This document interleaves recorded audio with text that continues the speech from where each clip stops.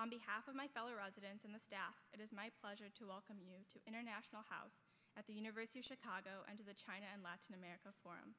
Today's program is sponsored by the International House Global Voices Lecture Series, the Center for Latin American Studies, the Organization of Latin American Students, UChicago Chinese Undergraduate Student Association, Graduate Council, Office of Multicultural Student Affairs, and Student Government. I hope all of you will return to International House throughout the remainder of the 2016-2017 academic year to attend other Global Voices lectures and performances. The Global Voices public programming series advances cross-cultural understanding and opportunities for civic discourse on community, national, and world affairs through music, dance performances, films, lectures, conferences, and roundtable discussions. You can find information about these programs on the literature table at the front entrance. Please feel free to sign up for our mailing list in order to receive announcements about all of our exciting upcoming events. Now, I am very pleased to introduce to you to Ming-Chen Chi, a fourth-year economics undergraduate student and co-organizer of this forum, who will begin today's very special program.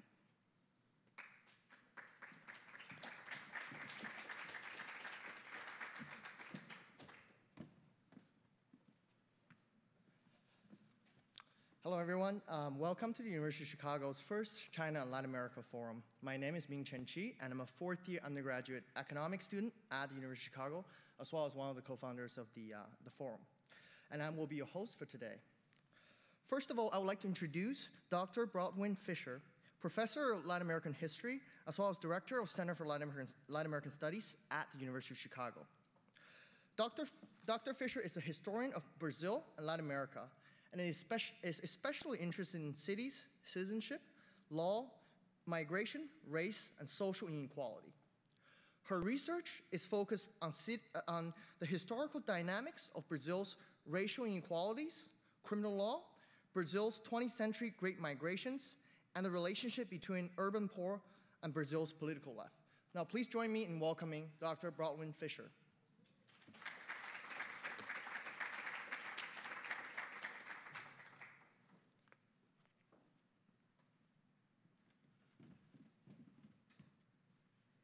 Good morning, everybody. Thank you so much for being out here on this cold and rainy and very busy day. I'd like to just extend a welcome to everyone on behalf of the Center for Latin American Studies, one of the co-sponsors of this event, and to give a special thanks to the organizers. We've been wanting to do an event such as this for literally as long as I've been at Chicago, which is not too long, but 4 years. And it really took the initiative of these students to bring it all together and the generosity of iHouse in putting all the legwork into organizing. So thanks to everyone. I'd like to also thank all of the panelists who have come today, Carol Wise, Lourdes Casanova, Benjamin Creutzfeldt, and Stefan Kaplan and Ted Picon. It's very exciting to have you here, and we're really grateful for your presence. This topic is important not only from the perspective of people who care about what is happening in Latin America right now. I think that in the United States, China's new role in Latin American economies has been somewhat downplayed. We don't read about investments in infrastructure and natural resources and the growing importance of China as a trading partner in Latin America nearly to the same extent that our Latin American counterparts might. And so in some ways, it's a transformation that might seem somewhat silent from our perspective, but certainly within Latin America, it's one of the most transformative forces of the modern age.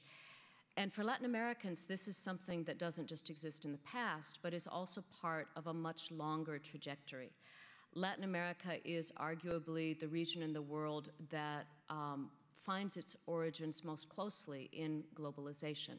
Latin America would quite literally not exist had it not been for the movement of Europeans across the seas, if it had not been for the origins of global capitalism that were forged through sugar, through slavery, through the many commodities that Latin America has produced and that have been consumed around the world. And for Latin America, this relationship with the outside world has always been fraught and complicated. On the one hand, it's the reason for being for the region as a whole. It's the reason that we classify this region of the world as Latin America rather than a collection of disparate places. It's brought enormous opportunity for development, for raising standards of living, in virtually every country that international contact has touched. But at the same time, there's a very long history of violence, of exploitation, of fear of foreign control of national resources. And so that this notion of globalization, this notion of the world economy, is one that for most Latin Americans is very emotional, very closely held, and virtually everyone understands that it's a relationship that is absolutely crucial to national destinies. In the 20th century, the main conflicts that have played out over Latin America's relation with the international economy have involved a basic opposition. That is the opposition between development defined as growth, as economic growth that necessitates capital formation, that necessitates the flow of international resources toward Latin America, but also foreign control over Latin American economies. So on the one hand, you have this mandate for economic growth, and on the other, there are desires for distribution, desires for national control, which have often been set in opposition to this mandate for growth that is driven by international forces. And so China, as it has entered so forcefully and so quickly into Latin American life, is really inserting itself in the middle of debates that have been formative to this region for the entire last century, ever since the United States began its openly imperial relationship with Latin America in the mid to late 19th century. And the success of this relationship, the degree to which Chinese involvement actually creates opportunity as well as open veins across Latin America, is really going to depend on the extent to which they can live up to the ideal of being a different kind of global economic power. One that understands a bit better than others have the need to balance distribution and local control with the mandates for growth and economic expansion. And I very much hope that in the discussions of our panelists about China's economic and political involvement in Latin America, we'll come to understand the dynamics of this relationship as they're developing in our own time. So thank you and welcome, and I hope we all learn as much as we hope to today. Thank you.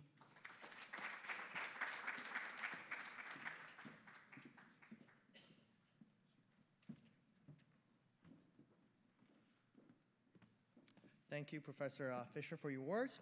Now I'd like to introduce Ezequiel Memborn, the president of Organization of Latin American Students and one of the co-founders of the China Latin American Forum.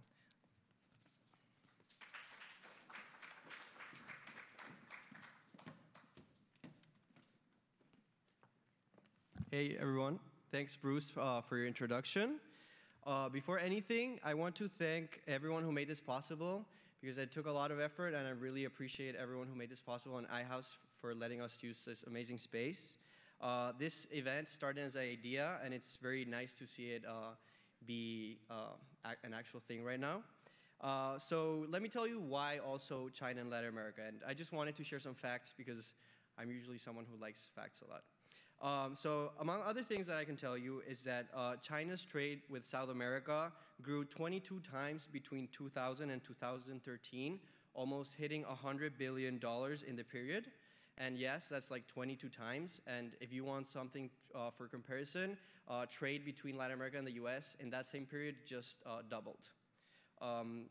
China's President Xi Jinping wants to invest US $250 billion in Latin America over the coming decade. And as the president of the US withdrew from the Trans-Pacific Trade Alliance, Pacific Partnership, the president of China was traveling around Latin America establishing relationships. China is a major trading partner of Brazil, Chile, and Peru. In 2015, Argentina signed a $1 billion agreement to buy Chinese fighter jets and ocean vessels. And after the new president, Mauricio Macri, criticized the deal, he still confirmed the deal after he came to power. Keeping true as a global provider of capital, China is also a big lender in Latin America. Also one of the biggest lenders of Venezuela. Since 2007, China has lent $60 billion to Venezuela. Not only are both the Chinese and Latin American economies changing drastically, but the US, as a major partner of both regions, has established itself as a different kind of global player nowadays. And things are happening. When Trump suggested that the U.S. pull out of NAFTA to keep jobs in America, Mexico and China right away did not waste time and announced a new auto partnership. The growth of Latin America has been paralleling Chinese growth and has been fueled by Chinese demand for natural resources. I'm from Chile. I've lived through this. Our economy grows when the Chinese demand copper, and when copper demand goes low, our economy slows down. Latin America heavily relies on Chinese investors. They transform our roads. They transform the way we consume electricity, transform the way we consume our water. And why, however, Latin America noticeably looks towards the Atlantic, mainly, of course, due to cultural ties. Should we expect this to change in the following years? And what about China's role in world politics? What role does it play in the crisis of Venezuela? To what extent does China's growing economic and political ties to Latin America threaten the US and its traditional leadership in the region? Is it time for Latin American nations to start to look at China with the same eyes as they look at the United States? And basically, these are the types of questions that inspire us to create this event. And we hope that you enjoy a day of great discussion brought to you by our guests, who we're very honored to have. And we thank you all very much. Thank you, Ezequiel, for the great introduction. Now I would like to say a few words before we start panel A. This panel will focus on the economic relationship between China and Latin America. Since the 1990s, trade between China and Latin America has increased drastically. In 2013, China's trade with Latin America was 24 times larger than it was in 2000, reaching about US $236.5 billion in 2015. However, with the structural change of Chinese economy moving from a manufacturing-based to a service-based one, the relationship is deemed to change. With that in mind, I would like to introduce and welcome the moderators. First of all, the moderator for this panel is Dr. Bain Borges. Dr. Borges is the faculty director for Master of Arts program at the University of Chicago Division of Social Sciences. He's an historian of modern Latin America, especially Brazil and the Caribbean. His fields of research are 19th and 20th century Latin America culture and ideas. Now to our speakers. Dr. Carol Wise. Dr. Carol Wise is an associate professor in international relations at the University of Southern California. She specializes in international political economy and development, with an emphasis on Latin America.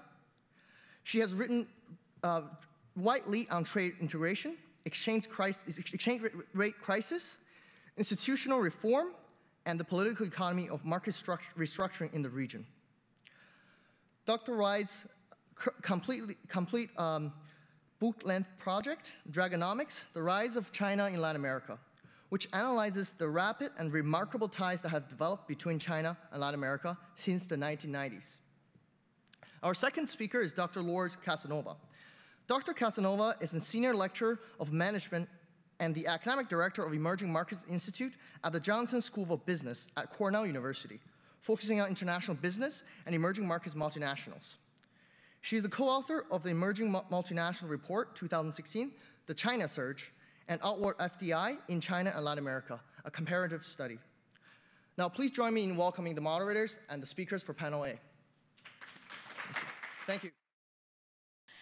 This is a huge topic, and it's on me to kick off the conversation, right? So let me begin with something very simple. Lourdes and I have been assigned the task of pretty much the economic scenario between China and Latin America. Professor Fisher, I think, raised one of the most important points of today, and that is, if I understood her correctly, will China actually be able to step up to the role that it has thus far sought to play? You know, can they walk the walk instead of talking the talk? But can they step up and be, if you will, the interested, engaged, if you will, ally, and another question, which is the flip side of this one, can the Latin American countries step up and rise to the occasion, right? And I'll elaborate on that in a moment. So Bruce mentioned, I am completing a manuscript on the rise of China in Latin America. And it really narrows down, if we look at the data, our Ezekiel and Bruce mentioned a lot of data, trade, investment, and whatnot. But if we were to look and really break it down, what we see is a heavy concentration of China, Latin America economic ties that are really dominated by just 5 or 6 countries. South America is where the action is, right? The South American countries that are moving and shaking are Peru, Chile, Brazil, and Argentina. Brazil and Argentina together are the biggest recipients of overseas direct investment from China. And Mexico has a very strong relationship with China, but it's on the import side. They're carrying 85% of the trade deficit that the region has with China. The trade deficit started as far back as 1989, and I have my views on that. So let me say that China has designated countries, not just Latin America, but around the world, mainly in the developing countries, as strategic partners. And there's different levels of strategic partnership. I'm not going to get into the details, but as I'm not a China expert, all right, so I get a kick out of some of these things. A strategic partner is an unfair weather friend. A strategic partner is your steady ally, et cetera. But what a strategic partnership does, it has enabled China to manage the relationship with country X in a way that thus far has been unoffensive, quite frankly. Certainly unoffensive compared to U.S. relations with Latin America over the last 150 years. So, who are the strategic partners? The countries that I mentioned, those 5 countries which carry the bulk of the economic activity with China. And I'm going to mention, there's this notion that, oh, the trade, the investment, but what we see is that China's interaction with these countries is actually complementing, accentuating, and in some ways improving their own ongoing development model. I wouldn't say it's exacerbated it up to this point, all right? Let me begin with Brazil and Argentina, right? These 2 strategic partners have those are the longest strategic partnerships. Brazil was the first one in Latin America. Both of these have very complementary relationship, economic relationship with China. They've got the resources, the soybeans, the mineral oil, and whatnot. And China is really still, very avidly buying these resources. When you hear, for example, Ezekiel mentioned being Chilean, and of course, Chile is the top copper seller to China right now, and the price is down. But if we look at the price index, the commodity price index, what we see is that it's down from where it was at its peak in. They're also timing for me. It's down from its peak, say, of 2012, 2013. However, it's certainly a good 20-30% higher than it was at the beginning of this amazing commodity price boom that we saw between 2003 and 2013. So it isn't that China bought those things and went away. It's that China bought those things, changed its development strategy to a more domestic consumption, services-based approach. They wore out their export-led, heavy investment model. So we've got complementarity with regard to Argentina and Brazil. I would say that the relationship both countries has with China is love-hate, approach avoidance, in the sense that Chinese manufactured goods are flooding into those markets, but they're flooding into everybody's market, including ours, right? But each country thinks it's their unique problem. So you've got anti-dumping and all kinds of cases being filed by these 2 countries against China at the WTO. The Chinese take that personally. They don't like it. But the relationship is steady. It isn't going anywhere. anywhere, mainly for the reason that China needs the resources and they need the investment.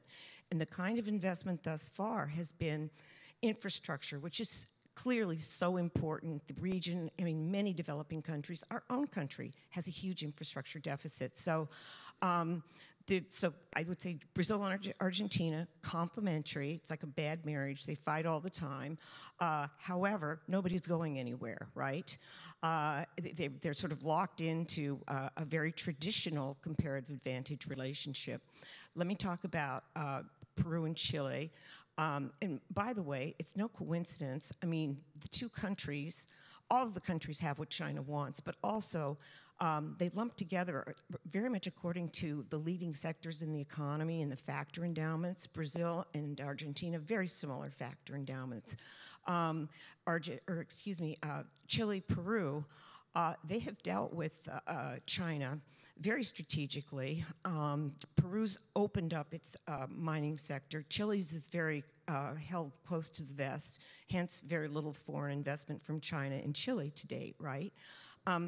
But China approached both and wanted to sign a free trade agreement with them. And since they were signing free trade agreements with everybody, including the US, they seized the opportunity. And, you know, when I first heard that they were signing free trade agreements with China, I thought, oh, this is going to be interesting. But it is interesting. They are in line with the World Trade Organization. They cover services, they cover investment, they cover, you know, competition policy. And they provided much better access for both countries to the Chinese market, which China's in the WTO, but access to that market is not guaranteed. It's been really quite successful. And then there's Mexico, which is a strategic partner, and that relationship is very difficult to understand because Mexico has been, it unfortunately put all its eggs in the NAFTA basket, and that is now unraveling. They're renegotiating. God knows what's going to happen.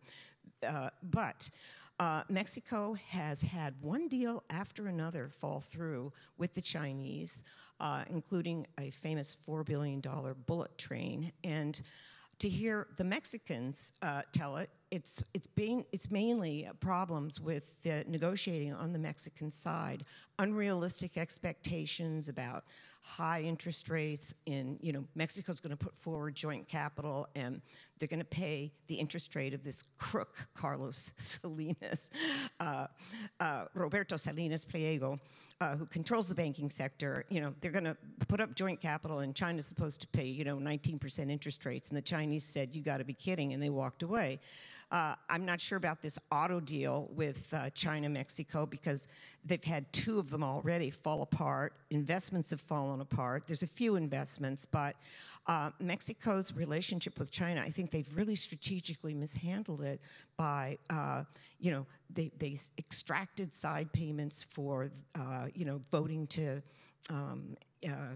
admit China to the WTO. They had gigantic protectionism against China all the way up through 2011. And protectionism in a global economy like this one is not the way to save your industrial sector. Anybody knows you need to restructure and you need to kind of step up, you know, step up to the plate and undertake the kinds of reforms that would be necessary to compete. The last thing I'll say is that Mexico did get a bad deal in the sense that their exports are directly competing with Chinese exports. They call it Export Similarity Index. 1 for 1, they're competing, and Mexico's losing. On that cheery note, let me stop and let me hand it over to Lourdes, and I look very much forward to the discussion with the audience afterward. Okay, thank you. Very happy to be here. Also because I'll start with an anecdote. I met my husband, who is from India, in 1985 in another eye house, that time in UC Berkeley, and I was always told over there, you have to go and meet the other beautiful eye house in Chicago. So today I had the opportunity, and I'm still married, which is always a miracle 32 years later. So thank you very much for the organization. I'm also very happy to be here with Benjamin, who came to a similar symposium we organized at Cornell. In Cornell, so this is a very interesting topic, very much in everybody's mind, mainly because, as we heard in the introduction, it was a little bit under the radar, mainly after the famous visit of President Xi right after the election of President Trump, in which President Xi told Latin Americans, don't worry, I'm here. Of course, it's too early to say what is going to happen, because also now it seems that the NAFTA is going to be renegotiated, but we don't know the terms, we don't know. So there is a lot of uncertainty, and we don't know what is going to happen. So what is clear is that, as it has been said before, for Latin America, China was the manna, the promised land, because definitely China had a very important role in the rise of commodity prices and in the golden decade of Latin America between 2003 and 2011, clearly. Now, however, we are entering in another phase, in a phase with cheaper commodity prices, so the exports to China continue, but the value of those exports has gone down.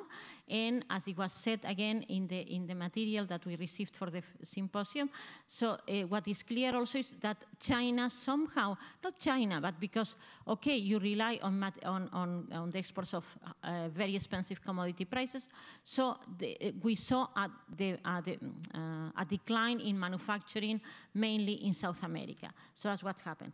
But then now we are in a new phase in which, okay, let's see if China is going to play a more important role, mainly in Mexico and in Central America, and also because China has become now the most important investor in Brazil, so in the biggest economy in the region. Let's remember some numbers. China GDP nominal is 10 trillion. Latin America as a whole is 6 trillion. So the economies till very recently were quite similar in size, but of course, because of the tremendous rise of growth of the Chinese economy has gone up. So then in this new phase in which China has invested in Brazil as much as 34% of all investments of this year and similar numbers from last year, so that's when the mismatch, this imbalance is more present. Let me also say that I've been teaching about emerging markets first in a business school in France called INSEAD. So in INSEAD in Fontainebleau and in Singapore, I taught for more than 20 years about emerging markets, but I started teaching about Latin America. In 95, 96, it was beginning the takeoff of China, but China was nowhere to be seen. So I'm going to show you some numbers. We have heard that China is the most important trade partner of 4 countries in South America, but China is today the most important trade partner of 100 countries in the world. There are almost 200 countries, so half the countries in the world have China, including this one, as the most important trading partner. So we see the imbalance over there already. So it's not only Brazil as a source of iron ore, it's also Australia and other countries. And let's also remind ourselves that China is rich in commodities as well, and China is also an economic and agricultural powerhouse. So how long will China need the soya from Argentina?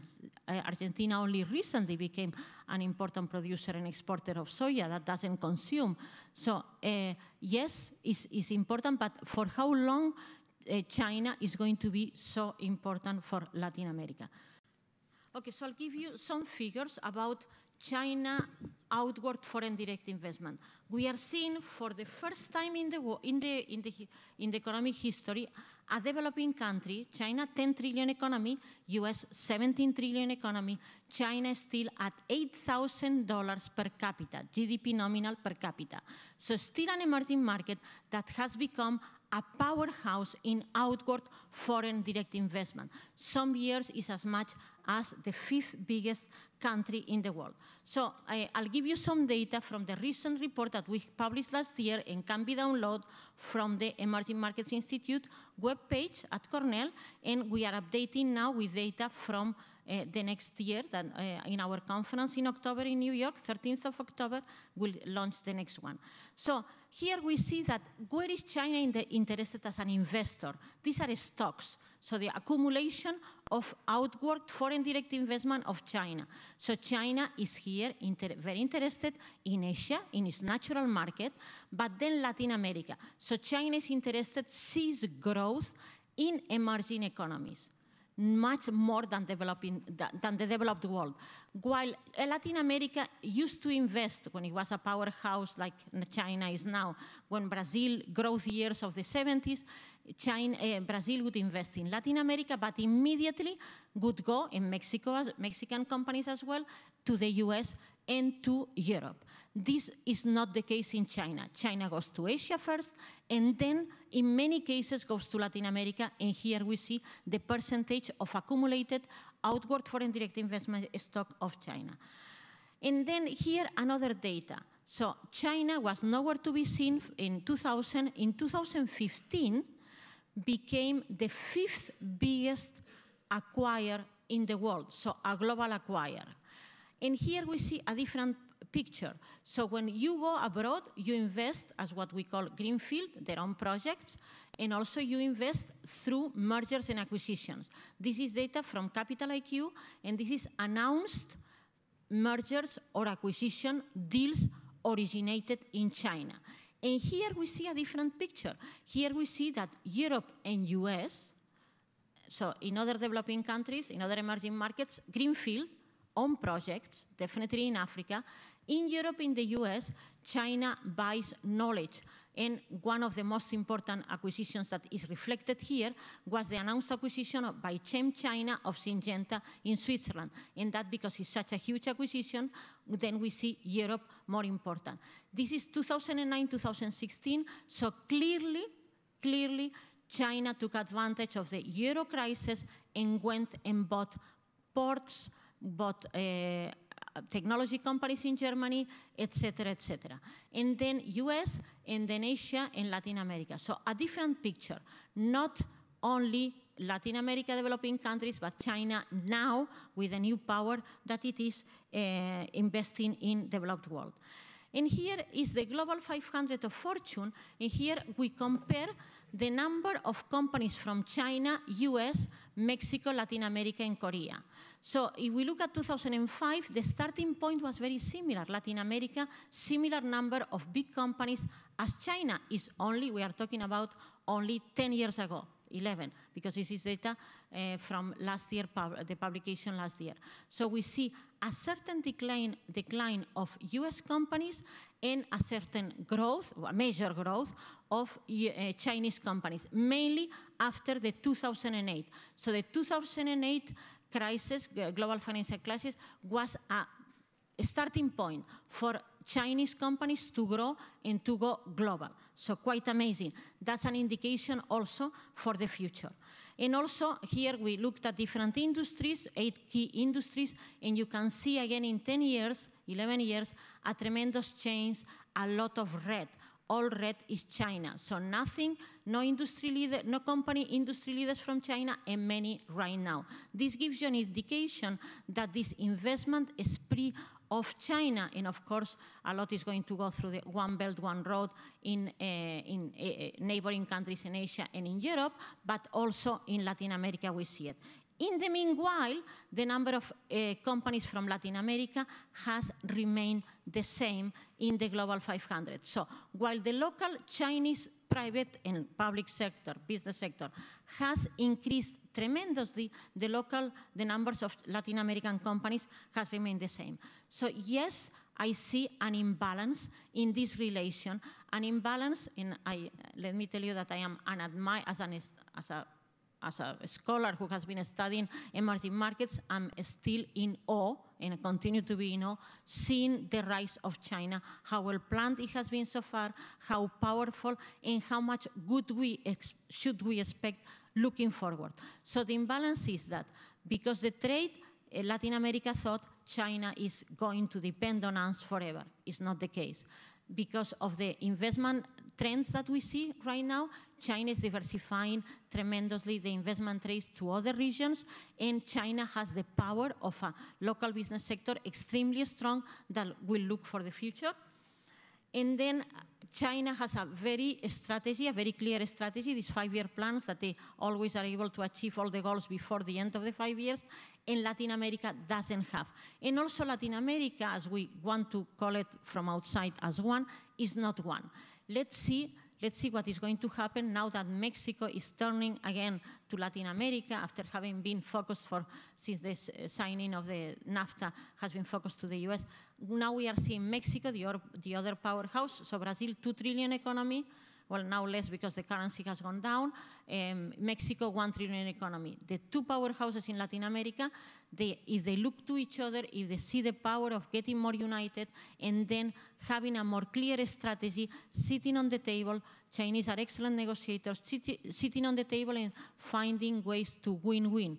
Another, for me, hope in that sense is that for the new development bank, that the Bank of the BRICS, China has given an extra year, given the political turmoil that they are going through, for Brazil to join. Brazil and South Africa were unable to join, and now they have been given 1 more year. So yes, China wants to dialogue, but the Latin American countries, for a number of reasons, because they are not united, because they have their own corruption and political crisis, and they are enrolled into this very difficult situation, are unable to sit on the table with a plan moving forward. So, to coin a phrase, I'm going to prime the pump by asking a question or 2 of my own, and then we can go quickly to questions from the audience. I guess one question each of you could try to respond to, and I know it's a complex one, but it would help me immensely. If something like 2/3 of world trade, international trade, goes on within units of the same corporation, is it useful analytically to talk about China, even though there are many state-owned firms, even though private firms are very close to the government, even though there may be a Chinese style of crony capitalism to some extent? Is it useful to talk about China analytically, or should we be talking about the strategies of individual firms, Chinese firms in Latin America? So I think each of you has spoken to that or raised that question for me tangentially, and maybe you could each say something. Carol, do you want to? Sure. Yes, I mean, trade is mainly between developed countries, the bulk of it, in intra-firm and inter-firm and intra-industry and inter-industry trade. However, since our subject is China, Latin America, I don't think there's any intra-industry trade or inter-firm or intra-firm trade going on between China and Latin America because most, that's for higher value-added industrial goods or pharmaceuticals, et cetera. And most of the investment that China has made so far in Latin America is related to roads, upgrading of mining. They're investing in the soybeans in Brazil, soybean production. So it's related, quite frankly, to areas where they're, shall we say, strengthening the ability of that country in terms of infrastructure and whatnot, roads, ports, to basically export back to China. So they're investing. They've internationalized their development strategy. They've had to because they're very resource poor, right? And also they're sitting on a pile of money, and if you don't invest it, it stagnates, right? So, and they need to get more returns for the money that they are investing, and therefore this focus on outward investment at this particular time. China's a really freak case. We have never seen an emerging economy with this amount of capital abundance. It just hasn't happened, and so they really need to unload that capital and invest it. And I think what we're seeing here is, I'm surprised that the African number was as low as it was because that's where they first set out, right?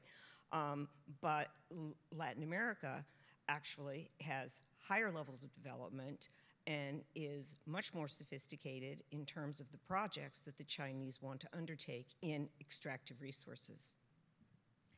Just to say that, adding to what Carol has said, we are in uncharted territory because everything that we teach in economic departments, in business school, is bilateral trade, so a balance. US used to trade with Europe, Europe would trade to the US, and the rest was minimal. Now, for the first time again, as Carol was saying, is that there is a trade from, so a lot of South-South trade that is different, that is not intra-firm trade on the one hand. A lot of the Chinese investments in Brazil are in services. For instance, one of the major investors in Brazil is State Grid. Many of you have never heard about this company, many of the non-Chinese. It's the second biggest company in the world after Walmart by revenues. It's a state-owned company, 100% state-owned, with a tremendous technology. They are reducing the loss of energy through the electricity transmission. So one of the major problems is that electricity is lost in transmission, and they are able to reduce this loss to a minimum. So these guys are investing tremendously in Brazil. So we have the irony of Brazil privatizing to a state-owned company from another country, which is again, completely uncharted territory. And definitely we have to look into the details. And again, it's a company that is very well run, that, as I said, very innovative. But again, so a question mark, is a state-owned company, and at the same time, Brazil is privatizing. I believe also Western multinationals, mainly from the US, have seen, before the crisis, are coming back home. We are starting to look inside of many countries, the Brexit, the election of President Trump, saying America will be great again. So we are all looking at ourselves a little bit, which is not necessarily bad, and we need to do that. So definitely we are looking at ourselves, and this is changing. And another thing that is also especially in China is that, let's be clear, all developed countries, all, and WikiLeaks showed a lot of that. Government and private sector work together. They are private companies, but the government helps them. Whether I lived in France 23 years, I would see that every single day. Germany, the same. Of course, US, the same. But what is the problem? Latin America, we don't see that at all. And guess what? We see that definitely in China. In China, whether private companies or state-owned companies, if you look at the expansion phases, and I looked at that in a working paper that we published recently with a colleague from Tsinghua University. So over there, if you look at the phases, so there is a policy, and immediately private and public companies follow that policy, and companies go abroad because the government says, let's go abroad. The China Development Bank, Exim Bank, so the whole infrastructure, the whole ecosystem moves. So definitely, again, different. Thank you. Another question I have is in relation to commodity chains and value added. A couple of years ago, we had here a conference of agricultural economists and a mini symposium on food policy and agricultural policy in the soybean sector.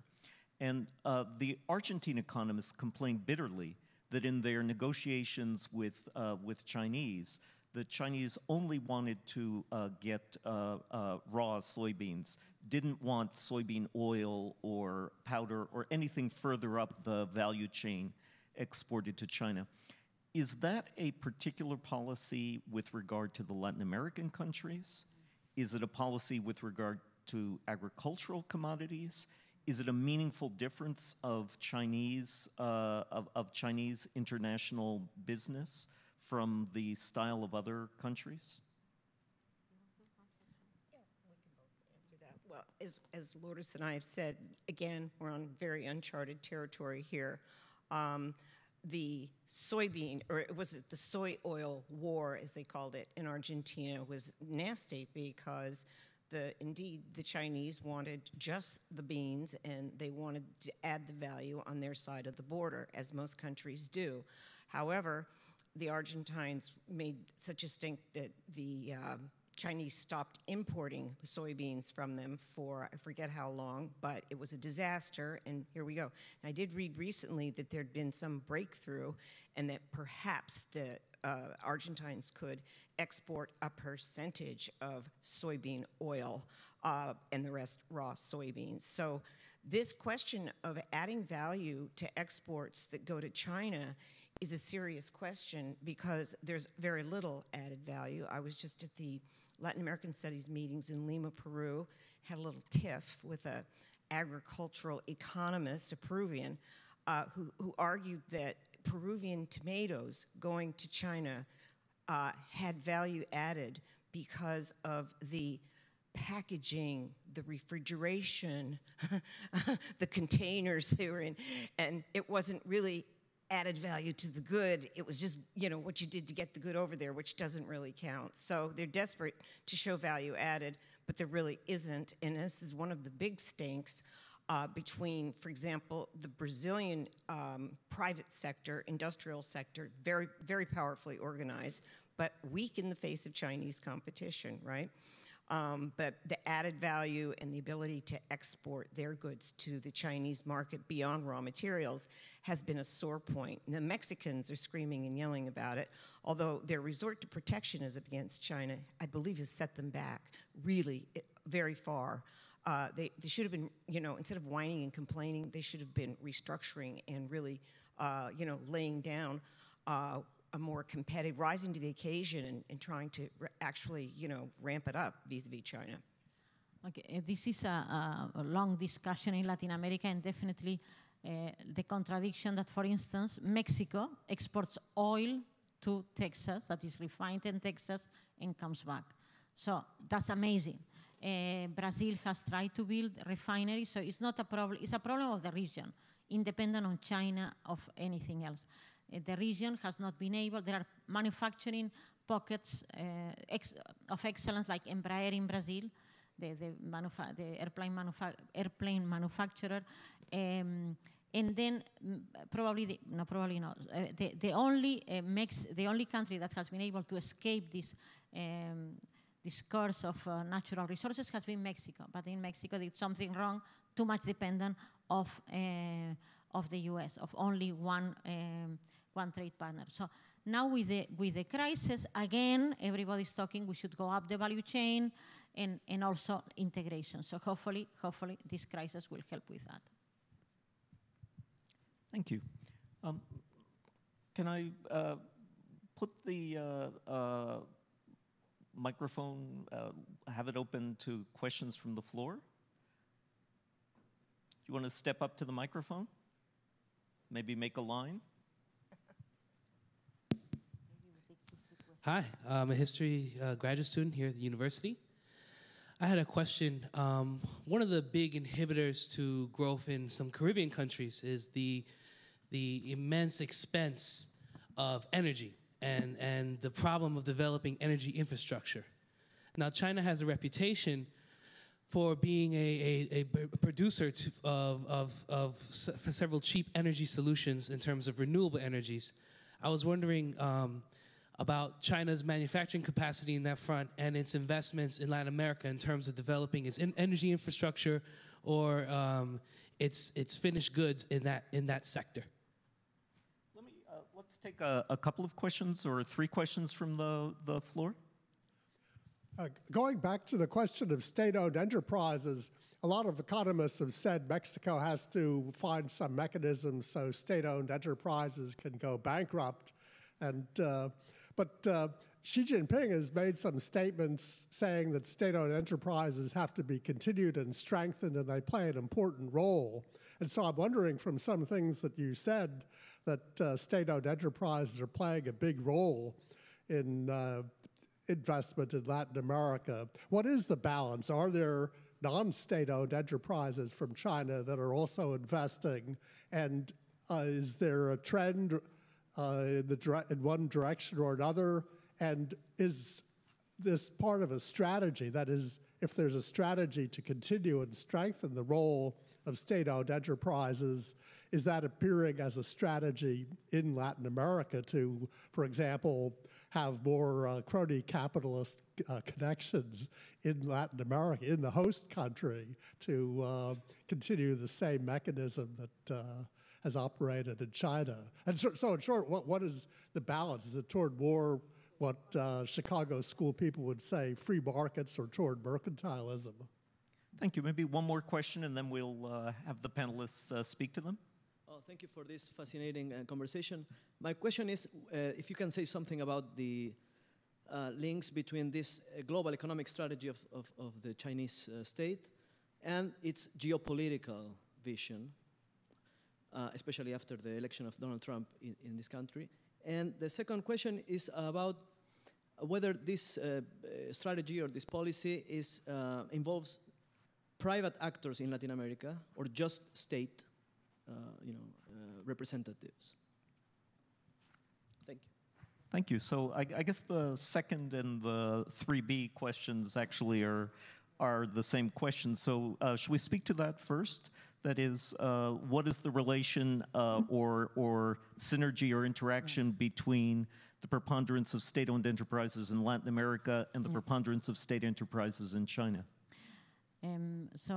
Latin America went in the 90s to one of the most radical privatization programs in the world, and Chile was one of the leaders.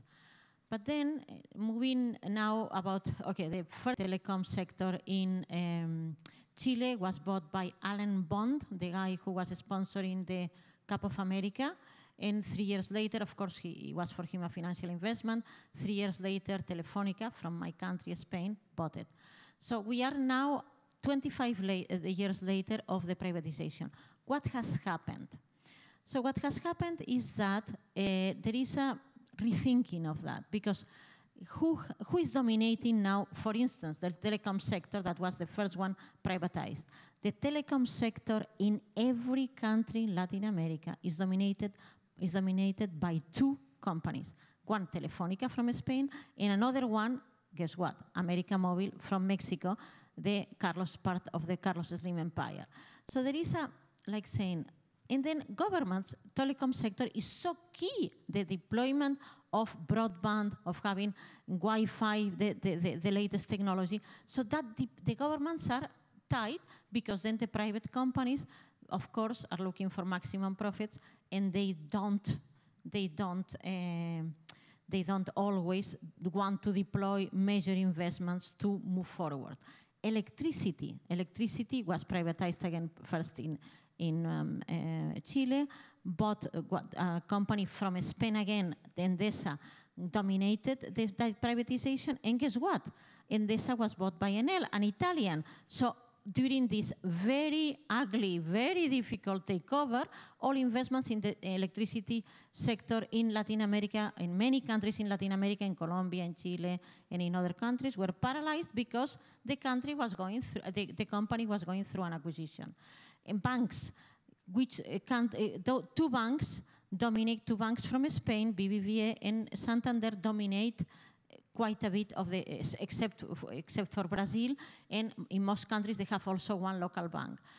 So then this privatization, who has benefited? So the benefits have been, so we are in a moment in which, yes, there is what it seems to be a new wave of privatization, but out of no choice, because governments are going through crisis and they need fresh resources. But then the citizens feel a little bit cheated because they are unhappy with the telecom services, they are unhappy with electricity services, and that has favored either very big companies and or the oligarchs, so the famous families that dominate economies in many countries in Latin America. So, and in this situation in which this new wave of privatization, we see, again, companies from China. The ownership of Chinese companies is not always clear. It's very clear in the banks, in the state grid, for instance, China Telecom, But in others, it's not as clear because it's private, but then sometimes the local, the regional government has a stake over there. HNA, for instance, that is buying a lot here in the US, a huge conglomerate, a huge company. Again, how much is still state-owned? So for me, it's difficult to find out. So, but in general, are excellent companies in many cases. As I said, very innovative. Now China is ahead in mobile payments, much, much ahead, Alipay, much ahead of any other country in the world, and used widely. So we see that these companies are now in a new phase of a lot of innovation, a lot of local innovation, that has the roots sometimes in some of these acquired companies in other countries, but of course fast trains. So these companies are very innovative, and as Carol was saying, are deploying their investments because they have plenty of resources all over the world, and because US companies are coming back home for a number of reasons. So then they are occupying this space as well. Well, I have a Chinese doctoral student at the moment who is writing precisely on the role of Chinese state-owned enterprises in the structure of the Communist Party, right? And the particular question is the use of central government transfers funds to especially regional and very local firms as a way of patronage, control, if you will. So the fact that China or the president currently is not doing a big push in privatization it is reflected in the fact I mentioned these free trade agreements that China negotiated. They've got one with Costa Rica, Chile, and Peru, and they would not budge on government procurement. And of course, government procurement and bidding for government contracts goes right to the heart of the state-owned enterprises that are investing abroad. Because all the other countries of, Mexico, Peru, Chile have signed on to government procurement, the liberalization of it, the transparency of it, with, their own free trade agreements. Let me say that the data on overseas foreign direct investment from China are very hazy. You can pay a lot for like the Thomson Reuters database, and you can pay a lot for the database that some of the think tanks in China use, CEIP, and you can get completely different figures. And these are supposed to be really reliable resources. This gentleman here raised the question about, does it make a difference? And so far, I mean, they're not all state-owned. Some of these are public-private firms, and thus far, we can't tell if it makes a difference because we haven't seen that many fully private Chinese firms investing. It's always a public-private nature of ownership in the firm that invests in the region. Lourdes might know more about that, but are there private? No, it's public-private, right? And there's issues there too because they're sort of spinning off and, the central government is now 10,000 miles away and can't really control them the way they would like to. And just to kind of take this to the ground level, there are big, on-the-ground protests around projects, a dam project in Ecuador, mining in southern Peru, and these are Chinese investments. They've been halted, they're frozen because of social protest. And what you see with these public-private companies is that the nature of Chinese politics is that they're not used to dialoguing with the local community. They're not used to kind of sitting down over the table and hashing things out because that's not the way politics work in China. So this is, you're going to read about all these projects and some of them are just standing still because of political problems on the ground. I would like to just raise the question with this gentleman about, I'd like to try to answer it.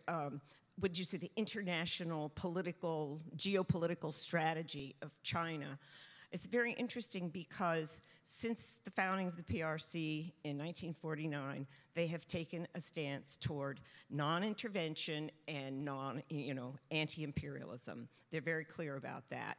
And I think that they have tried in their own way to really stick to that. Certainly, they haven't stuck to it very well in their own region of influence, right? All these scuffles in the South China Sea. However, when they get out of that region and over to the Western Hemisphere, I insist, there are these hawks in the Congress that think China's going to invade us tomorrow, right? And there's just no evidence of that. So what if they sold these things to Argentina? They've sold helicopters to Venezuela. I mean, these are mainly, they sell sort of, I believe, kind of second-rate hardware and whatnot to countries that are on the outs with the US, quite frankly, right? Bolivia, Ecuador, Venezuela, and now Argentina, who's trying to patch it up, but I don't think it's going very well with the Argentine-US relations. So they tread very carefully, from my standpoint, when they get out of their own region. Thank you. I mean, maybe we're treading too much on the toes of the topic of the next panel. But let's go to the first question, which is, what role, if any, would Chinese investment have in relatively small markets in Latin America, such as energy development in the Caribbean nations? I can say something about that. I have another student that's working on this question of the One China policy and the, China's effort to get, there's 12 holdouts in Latin America that still recognize Taiwan. They don't recognize China diplomatically. And this is a very big thorn in China's side. And most of these countries are in Central America and the Caribbean. So there's been this very delicate dance going on where China says it's not going to invest in countries that recognize Taiwan, but it is engaging in a form of checkbook diplomacy. But my understanding is most of it's these resorts and golf courses and these big, kind of, if you will, fancy tourist opportunities. I don't know what your knowledge is about this. You asked the question, so you're looking for more information. But this thing about alternative energy and alternative development or green technology coming from China, maybe that, but I don't think that we should expect that to necessarily come from China. I think that the green technology and alternate development is going to come from the various Silicon Valleys around the developed countries, and China will get on board with that.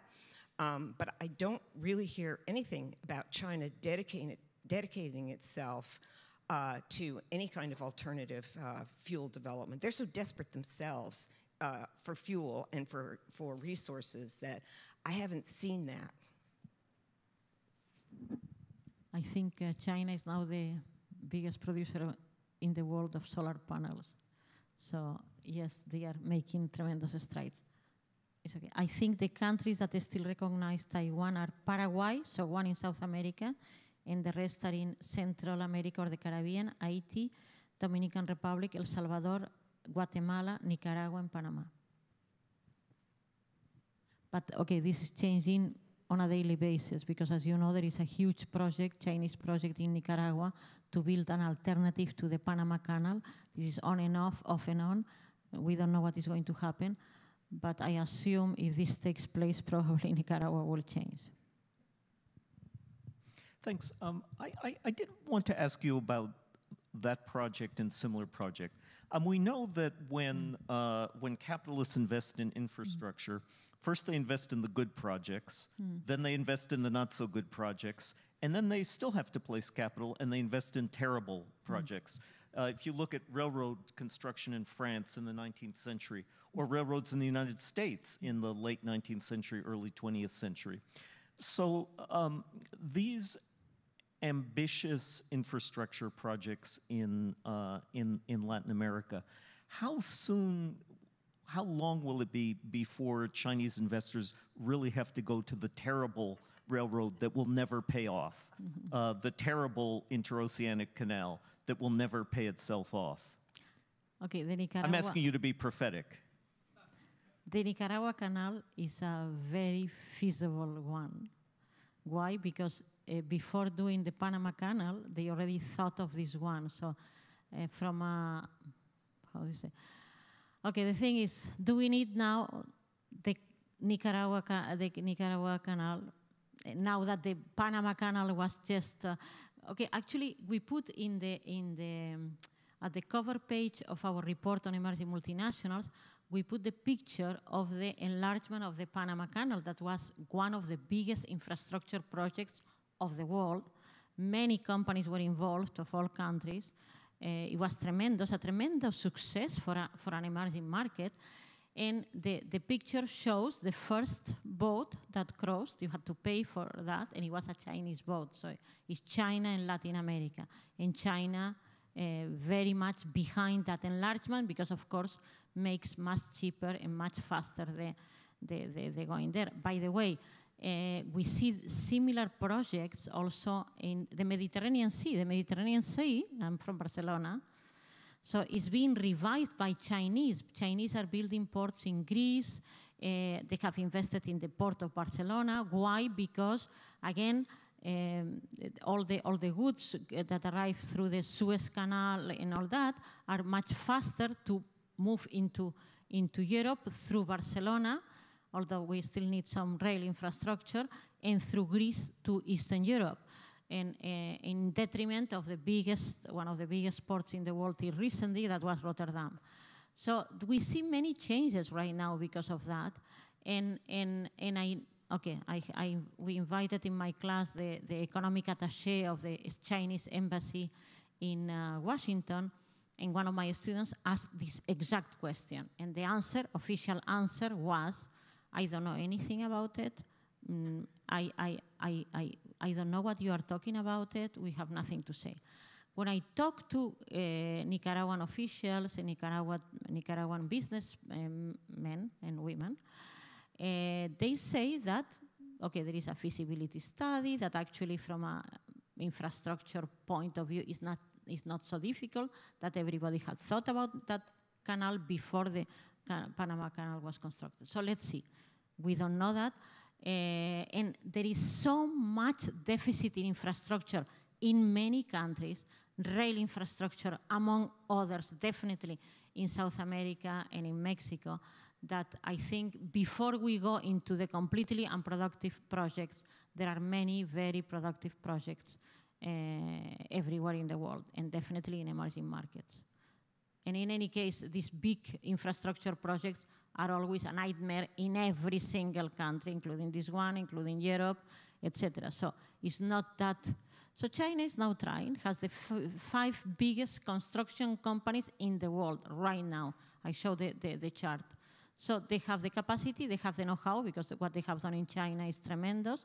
So they have the very recent know-how. So then they are now trying their luck. What I hear is that in Luxembourg there are like, I don't know, I heard 250 holding companies with billions of dollars and billions of euros ready to invest. So they try 10 and 2 come, so fine, they try. And how many will be profitable? Well, as any huge infrastructure project, it depends.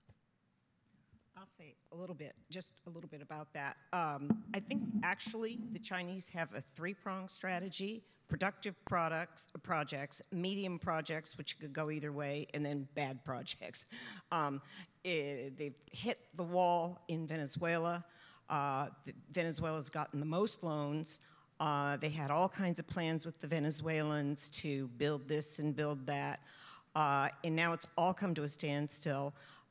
Venezuela, when it was riding high on oil revenues coming in, agreed with the Chinese to repay the loans from the development banks with oil, right? And so now oil collapsed, the prices are really low, and the economy's bottoming out, and the country's imploding, and they've stopped payment.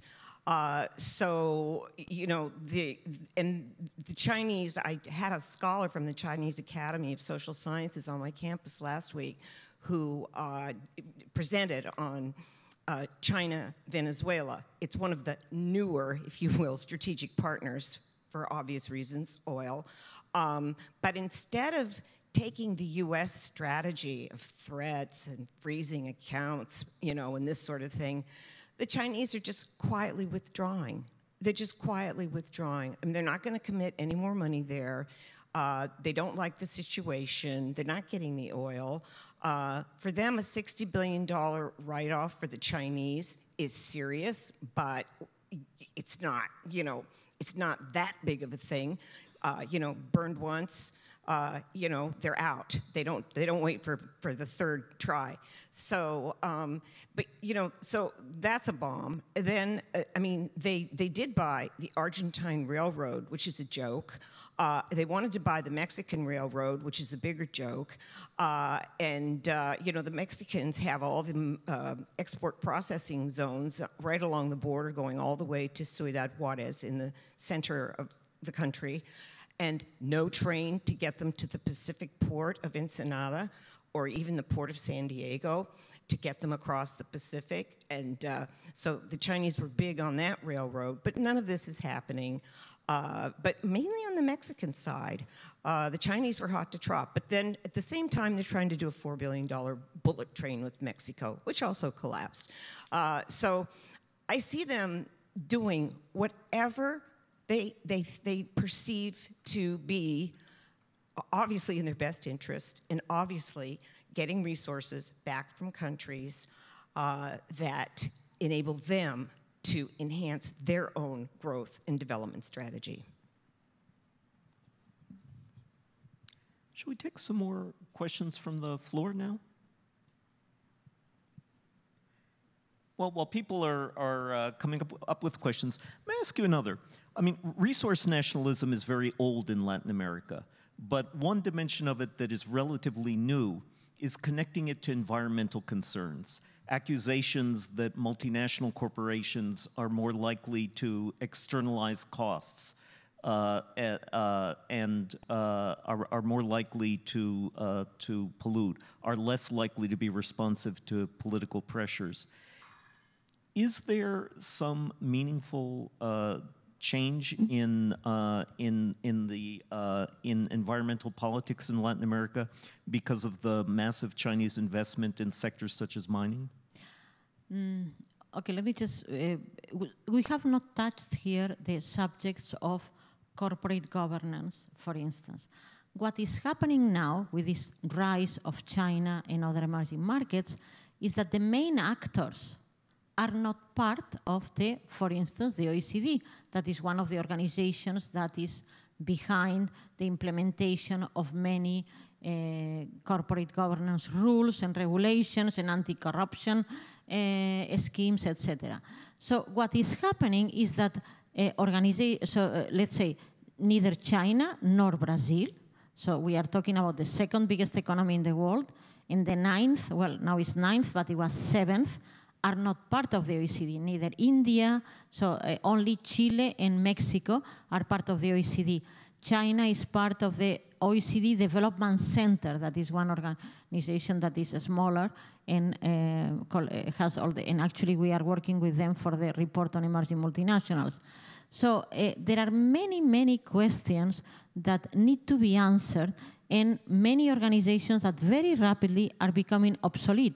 So if 103 companies of the biggest in the world, 1 in 5 coming from China, they don't feel obliged because there is no organization where they belong, then that questions, so what is the point of these huge corporate governance regulations that come, as again, to give the example of the OECD, while plenty of companies that now are investors all over the world do not feel that they are part of it. So I think we need to rewrite in a very rapid way, because everything that is happening is happening very fast. So we need to look at it. We need to look at how we can include these new actors that are measured not only in Latin America, but again, all over the world, in Africa and everywhere. And yes, I would say these companies face problems, but as Canadian, US, and needless to say, the major problems that they had in Ecuador, oil companies from the US. So this is not different. This is not different, but in this case, as I was saying, there is no multilateral organization that can appeal to these new companies to tell them, okay, please be aware that you have to sign this agreement or that agreement because they are not part of it. So I think we have to rethink all these major subjects because these are, the future of Earth depends on them. Just a couple of points. This question of the environmental impact of Chinese investment is very important because Peru is like a political economy experiment or test case for this right now because the La Bamba mine, which is owned by the Chinese now, famous iron ore mine in southern Peru, is stopped cold by local protesters because of possible pollution of the water and the soil. These are mainly people that live off the land. They're farmers. They're, small communities surrounding the mine. And, what China does is, okay, this mine seems obsolete, but let's get in there to the second, deepest vein and, open it up. So it's mainly on the ground, local politics, a lot of NGOs involved that are holding their feet to the fire. But I was a reviewer on an article for the Journal of Development and Environment recently, and it's published now. But the authors did a very interesting study. They compared 4 different mines in Peru again, under different ownership, right? So there was, a consortium, there's China, but different owners, right? And they looked at labor practices and they looked at environmental, commitment to environmental conservation. And the Chinese came up no worse than the other companies, which is what I found interesting. So what does that tell us? Lourdes is talking about supranational efforts that need to be strengthened in oversight of these, but it's also on the local governments. I mean, an environmental feasibility study should not be a joke, right? They need to take it seriously, and what the people on the ground are telling them is that if you don't take it seriously, we will, because this is our lifeblood, this is our water supply. Thank you. Any more questions from the floor? Yes. Shall we take, once again, batch 2 or 3 questions and then respond to them? Yeah. And that'll probably be the last, yeah.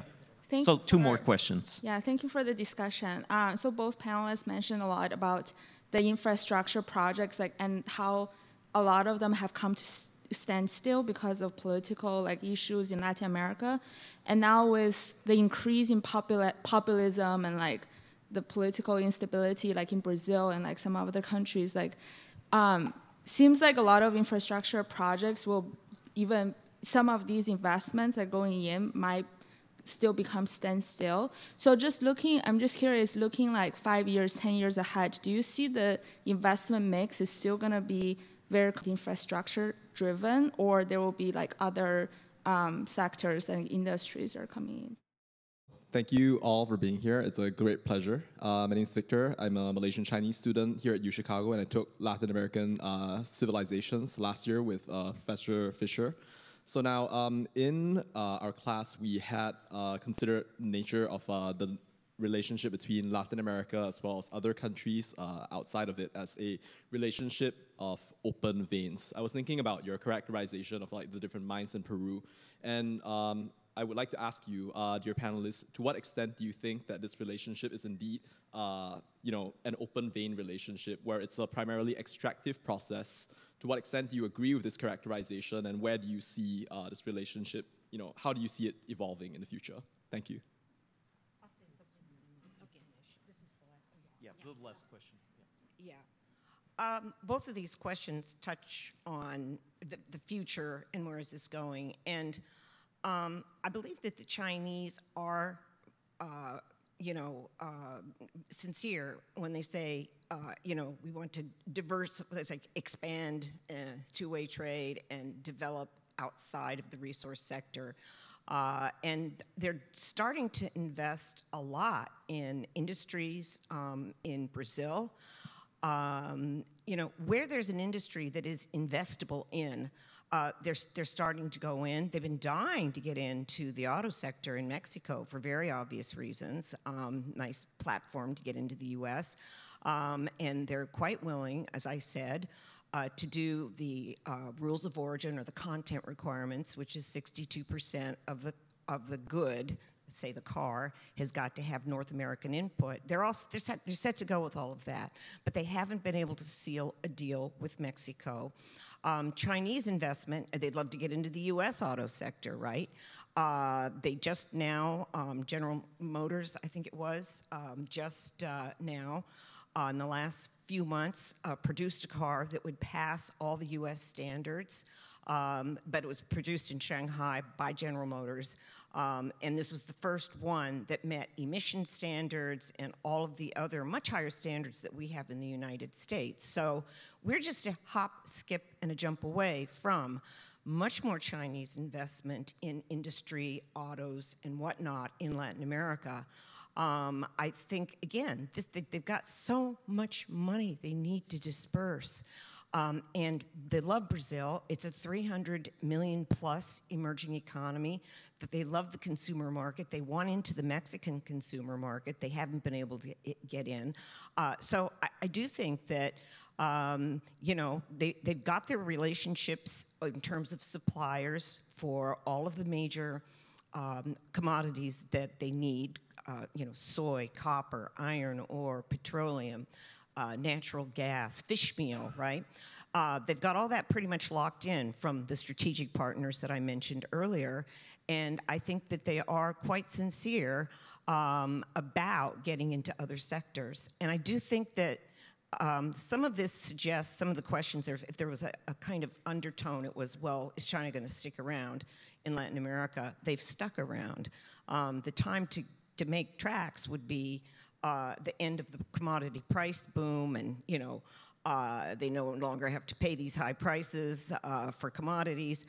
But they have made, just the investment plans have just ramped up dramatically for Chinese investment coming into Latin America. So this is real. It's not a passing fancy. They're here to stay. And I do think that they will diversify their investments. Yeah, just two things. So as I said in my presentation, there is an imbalance for Latin America. China is very important. The other way around is not true. As Carol was saying, the investments they have made in Brazil, for instance, when you build the electricity network, you are there for a while because it's, of course, maintenance and this and that. When you buy a stake in an electricity company like CPFL, like State Grid has done, you don't buy and then you leave that electricity company. So, yes. However, because of this One Belt, One Road, a tremendous project with 77 countries, with $1 trillion in 10 years, whatever, that is enormous. So if I look at that, I think, will the investments of China in Latin America continue? Yes. Will they grow tremendously? It depends. It depends because we see great instability. For instance, yesterday, the Brazilian currency plunged just yet again. So imagine you buy something in January, and now the same asset that you bought has decreased in value 25% because the currency has decreased 25%. So I am not so sure. It will depend how much and how fast will deepen the relation within One Belt, One Road. And yes, we have also other instances. So for instance, the BRICS, that no one believes they exist anymore, but yes, they keep meeting. They launched the new development bank. The new development bank is there, but of course, China has launched the Asian Infrastructure Investment Bank, and that is a much bigger endeavor. So will China and India keep both? or will China focus mainly in the IIB and forget about the New Development Bank? So we are starting. Chinese, I see that they are very opportunistic in their investments, strategic and at the same time opportunistic. They learn by doing, so there is always a margin of error, a margin of failure, and it will depend how much they failed in Latin America. It will depend how much they succeed in the other projects they have. You cannot be everywhere in the world, of course not, and we may see, again, depending on how much we forget about. So globalization, I don't believe that this is the end of globalization. Globalization is here to stay, but of course globalization goes through periods in which we are more integrated and others that we are less. So the global context, so how much countries are, how much Europe is going to close by itself, how much US is going to close by itself. So it will depend on many in global factors and Chinese factors and other projects, how they go. So I am not so sure that the investments of China and Latin America will increase tremendously in the 5 years that we have in front. So with Mexican precision, let's end at 11 as planned. There'll be a 15-minute coffee break, and we'll resume after that. But let us thank our panelists, Professor Carol Wise and Professor Lourdes Casanova. Thank you very much.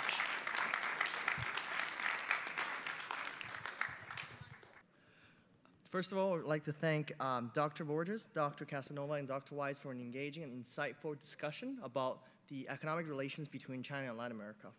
Now onward to Panel B. Panel B will be focusing on the geopolitics between China and Latin America, and as a result, the economic implication of Chinese expanding influence in Latin America on the United States. So it's my honor right now to present and introduce the speakers and as well as moderator for the panel. Dr. Benjamin Cruzfeld. Dr. Cruzfeld is a sinologist and an expert on China, Latin America, US relations.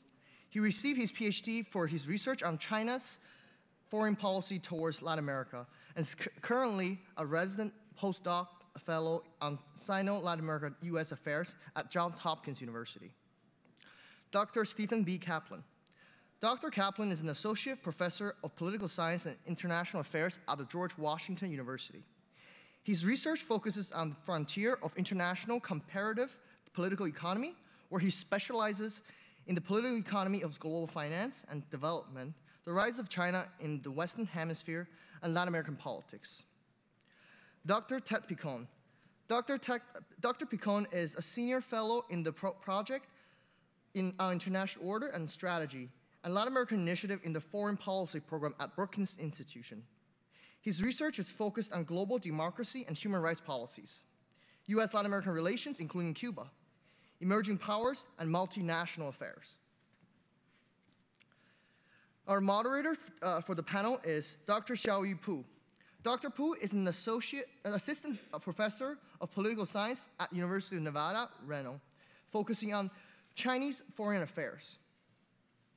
Dr. Pu's research focuses on emerging powers, the BRIC powers, international security, international relations theory, and Chinese foreign policy. So I'm the moderator. So today we have 3 speakers. We will talk about the political implications of China and Latin America relations. So each speaker will talk about 10 minutes. Then we will discuss for another 20 or 25 minutes, then we open the floor to the audience to get some questions and feedback. So the first speaker, Mr. Ted Picon. Good morning. Thank you all for coming. I'm very happy to be here. I have an intern last year from University of Chicago, and I have a new intern this fall from the University of Chicago, so I know how high quality work that is done here at this school. You know, we've already covered a lot of ground this morning on some of the bigger questions. Sorry to mess that up by closing that. Can I keep it closed for now? All right. We've already heard a lot of details, so I'm going to only quickly go over some of my initial points here. But you have to keep in mind that we're talking about this big dramatic growth we've seen in China's role in Latin America on the economic front has really started from a very low point.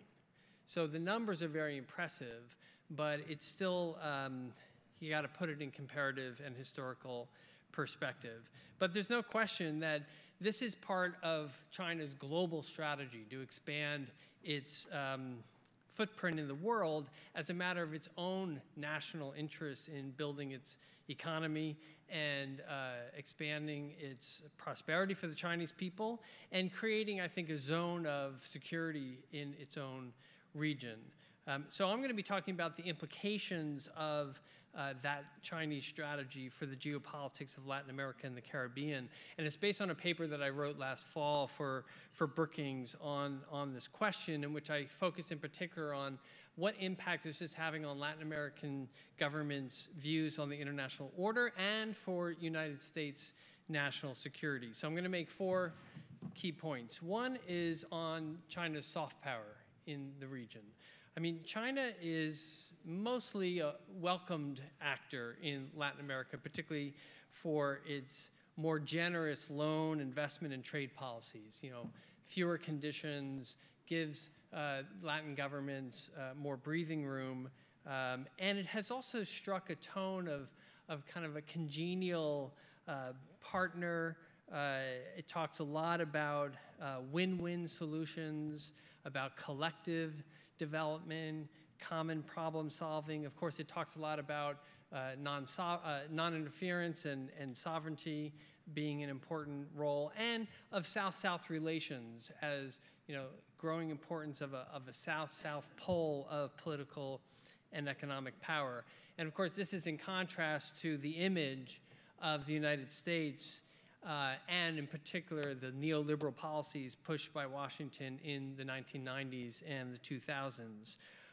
You also have to recall that China's rise in Latin America coincided with a political wave in Latin America that featured Hugo Chavez in Venezuela, Lula da Silva in Brazil, the Kirchners in Argentina, who were all very receptive to using China as both a market for its own exports and as a hedge against Washington.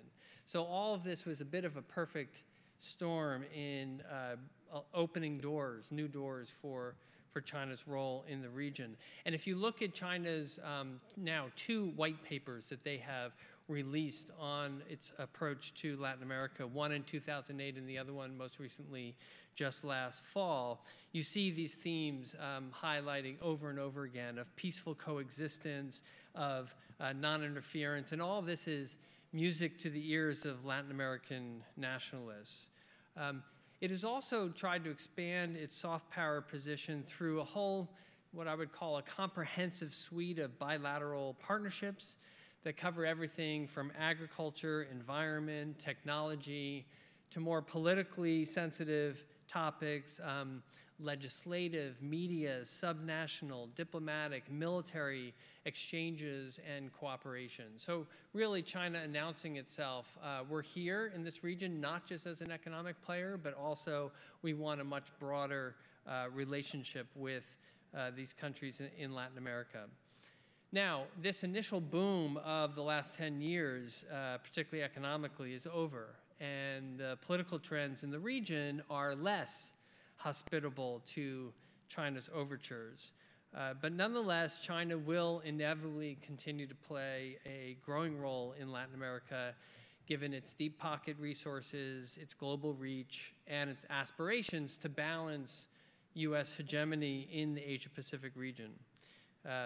I would add here that most recently, the Trump administration's decision to withdraw from the Trans-Pacific Partnership and its very strong criticism of NAFTA is leading to a vacuum that's being created and which is allowing China to even expand its role further, which we saw last November when Xi Jinping visited the APEC meeting in Peru and kind of redoubled China's commitment to the region. And I think we'll see more of that. Now, also, in terms of the soft power dynamic here, keep in mind that China's political system is very different from the predominant liberal democratic model of Latin America. But so far, it doesn't seem to want to impose its model on the region. It's mainly concerned with building Latin American Caribbean support for its more narrow interests.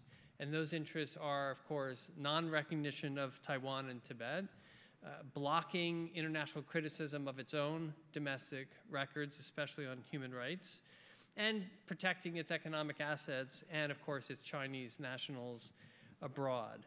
It's trying to build a network of friends and partners for what it calls its harmonious rise in global governance. And if you look at these white papers, calls for democracy and rule of law in international institutions, but not necessarily at home. So if you look at who they've chosen to partner with in Latin America, particularly on the loans and trade side, you know, it basically prefers three categories of countries. One, ideologically friendly states like Venezuela, Cuba, Ecuador, and Bolivia. All happen to be part of the ALBA system that's very much anti-US in its approach. Second, economically important players that we heard a lot about this morning: Peru, Chile, Brazil, and Argentina. And then a group of smaller states that do not recognize Taiwan. So that was particularly in the Caribbean and Central America. But as someone pointed out, 12 of the 22 states in the world that still recognize Taiwan are in Latin America and the Caribbean. But if you look at their record of loans and investment financing, it's either gone to countries that have weaker records of rule of law and good governance, or that do not recognize Taiwan, or both. So for example, if you look at China made 0 loans to the 12 states that still recognize Taiwan between 2007 and 2015. Of course, Venezuela is another example where we see China pouring billions of dollars into what you might say is enabling the bad policies of the Chavez and Maduro regime, and in my view, exacerbated the crisis. I mean, now they might be slowly withdrawing, but nonetheless, the damage has been done. Now, that's the soft power. On the hard power, we see some elements that are interesting, but so far slow and largely non-controversial. Arms sales have increased to Venezuela. We heard about Argentina in particular is noteworthy. And yes, President Macri has confirmed those. We see military to military and law enforcement engagements and assistance growing with, again, Argentina and Bolivia. There's an important project around strategic space cooperation with Argentina, as well as assistance on nuclear power plants. So those are some of the important ones. There's also, we talked this morning already about the new canal in Nicaragua. Now, it's true, this is a Hong Kong company that when you ask Chinese government officials, they say, we have nothing to do with that. But nonetheless, it is a bit curious that here they have the Panama Canal just enlarged to accommodate big ships coming from China. Why do they need the Nicaragua Canal? Well, it just so happens that both Nicaragua and Panama still recognize Taiwan. And so you have to raise the question about whether this is ultimately a game to flip those two countries in favor of Beijing. So even though there's some indications along these lines on hard power, I think in Washington, no one is, except maybe a few, saying this is a direct security threat to the United States. Maybe we see China writing a sort of insurance policy in case Washington, say, decides to confront China more directly in the South China Seas or on Taiwan, that China is kind of preparing the field for having a network of friends and partners that it can rely on in such a conflict, and I'll come back to that later. I want to mention Cuba because I spent a lot of time working on Cuba. It's, I'd say, a potential concern between China and the United States, but there's no sign that China is prepared to bail out the Castro regime and replace Venezuela as its supporter. yes, it's an important economic partner for sure for Cuba. There's also, there was an expectation that Cuba would follow China's model in opening its economy to the world and adopting more of a market economy, and that actually has not been the case. I mean, yes, there are some reforms underway in Cuba, but nothing like the dramatic changes we've seen in China. So Cuba has adopted a much slower process of economic liberalization that actually doesn't look that much like the China model, despite a lot of Cubans going to China to kind of understand their system. And certainly there's been no, maybe they are following the China model when it comes to one-party control, but I don't think they need the Chinese to teach them that. So looking now at the current moment, the Trump administration is reviewing U.S. policy, the policy of normalization with Cuba. And there's several of us that are arguing to the Trump administration that it should continue because we don't want the likes of China and Russia to fill the vacuum if the U.S. were to disengage again.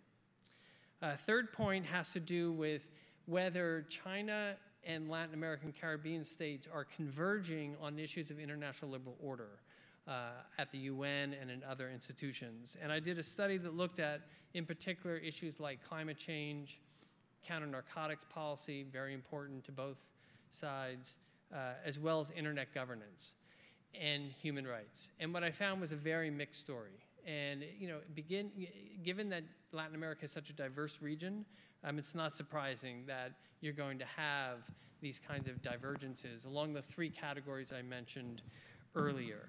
I would say in general, because we don't have time to go into all the details, Latin American states really stand on their own when it comes to these issues that I've studied.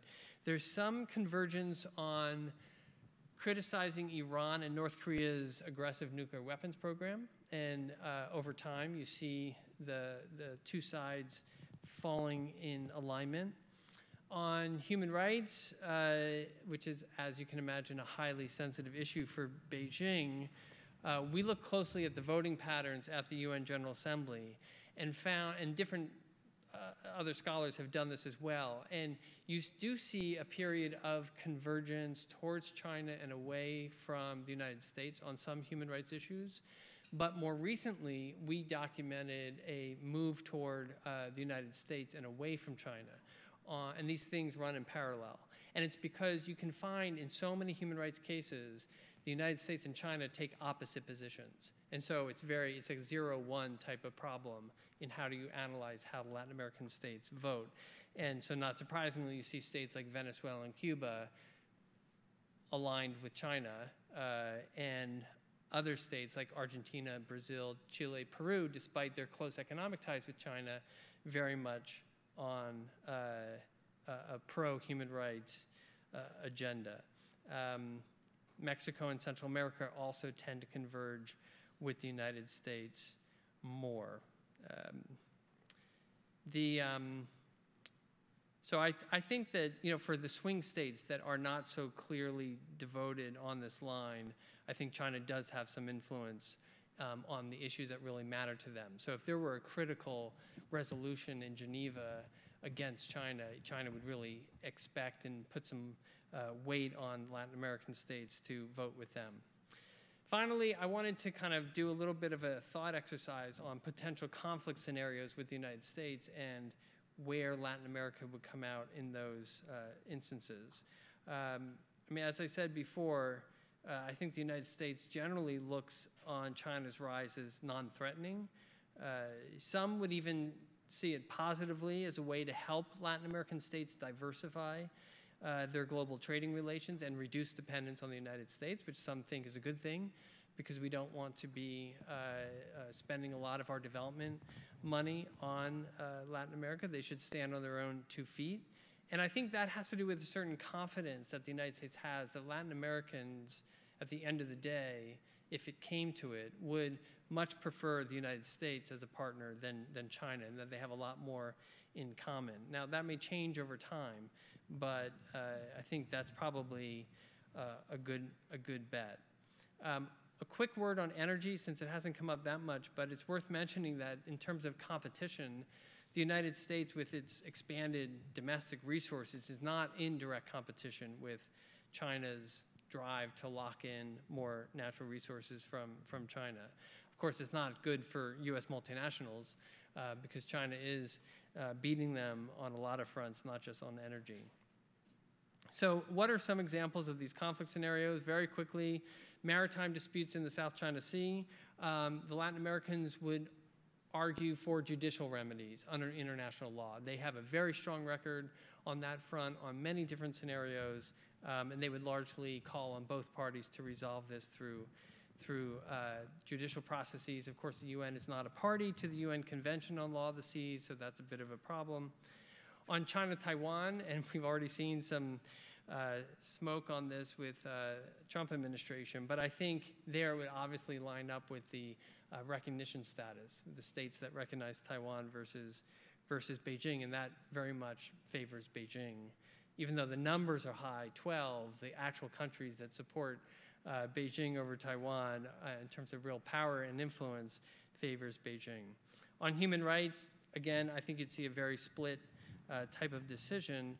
On trade competition, that's a very interesting issue now that the Trump administration is withdrawing from TPP. I think Latin American states have already decided they want to intensify relations with China, but not abandon the higher standards that were negotiated through the now failed TPP. So you have the Pacific Alliance group of states that are trying to use the TPP standards as a starting point for negotiations with China. That's a good thing, I think. And then if they were able to really establish a close relationship, a workable relationship with Mercosur, which includes Argentina and Brazil, you could really imagine a scenario where the Latin Americans have much more negotiating power vis-a-vis China. And we'll see if it lines up. Of course, China is aware of this dynamic and is more than willing to exploit it for its own interests. Final thoughts on what should the United States do at this point? I think it should look for win-win opportunities where it can actually work with China on trilateral cooperation areas. I mean, China and the United States actually do naval exercises together in the Pacific that include Latin American navies. That's just one example, but I think much more on the development side, you could do a lot more. But this would build some confidence and avoid direct conflict. Second, I think the United States needs to keep working very closely with its Latin American partners to buttress the international liberal order. With this administration, that's a tough call where that's going to go, but there might be a couple of areas, particularly on economic and trade. I think the United States at this point now needs to rethink its commercial and trade engagement with the region, because it certainly is losing out a lot of opportunities, not just to China, but to the Europeans and others. And then finally, I think the United States needs to step back from the heated rhetoric on Mexico and find ways to protect Mexico from the damage that could affect the country if we were to do a radical departure from NAFTA. And I'll leave it at that. Thank you very much. Thank you very much for having me here today. Two of the four of my dissertation advisors originally came from the University of Chicago. So thank you very much for having me here. I think in effect, it's equivalent to coming and seeing, right, their upbringing, right, where they grew up. So it's great to be here at University of Chicago. What I'm going to do today, and approach the geopolitical question, is look at Chinese loans and Chinese financing in the region, and seeing sort of what we can learn from that from the standpoint of countries' room to maneuver, right? In terms of their economic policy, do they have money to spend on the things that they want to spend on, right? And what might be China's role in terms of providing finance to these countries? And so ultimately what I'm going to do is show you how the rise of China as a creditor has provided many countries in the region with greater degrees of maneuverability. Before we do that, please take a look at these fine mountain vistas, right? representing the potential opportunity that China and Latin America have together. So effectively, where I'll begin, right, is looking at the global financial crisis. You've seen in many graphs today, whether it's trade or whether it's finance or whether it's FDI, the beginning with the global financial crisis, you see spikes, right, in the relationship between China and Latin America. The trade relationship has been there for a long time, since China joined the WTO, but effectively, going into the global financial crisis, what happened is a lot of Western financial institutions start to withdraw capital from the region, start to withdraw resources from the region. As that happens, that provides an opportunity for China, right? They have the going global strategy. With that strategy, they then have the opportunity to go in and increase their presence from a financial perspective in the region. So what I'm going to be looking at is the role, effectively, of the global financial crisis in creating, right, an opportunity for China. And so what I want to look at in particular is the idea of Chinese patient capital. Patient capital, this term, has its roots in the business literature in the 70s and 80s, looking specifically within East Asian economies, within their domestic economies, and sort of putting forth the notion that, okay, capital is much more likely to have a long-term focus, right? To be more patient than necessarily a Western governance model. So what I'm doing in this project is kind of looking at sort of the history of the patient capital, applying that internationally, the idea that Chinese creditors are going to be more patient, have a longer-term horizon than necessarily Western creditors would.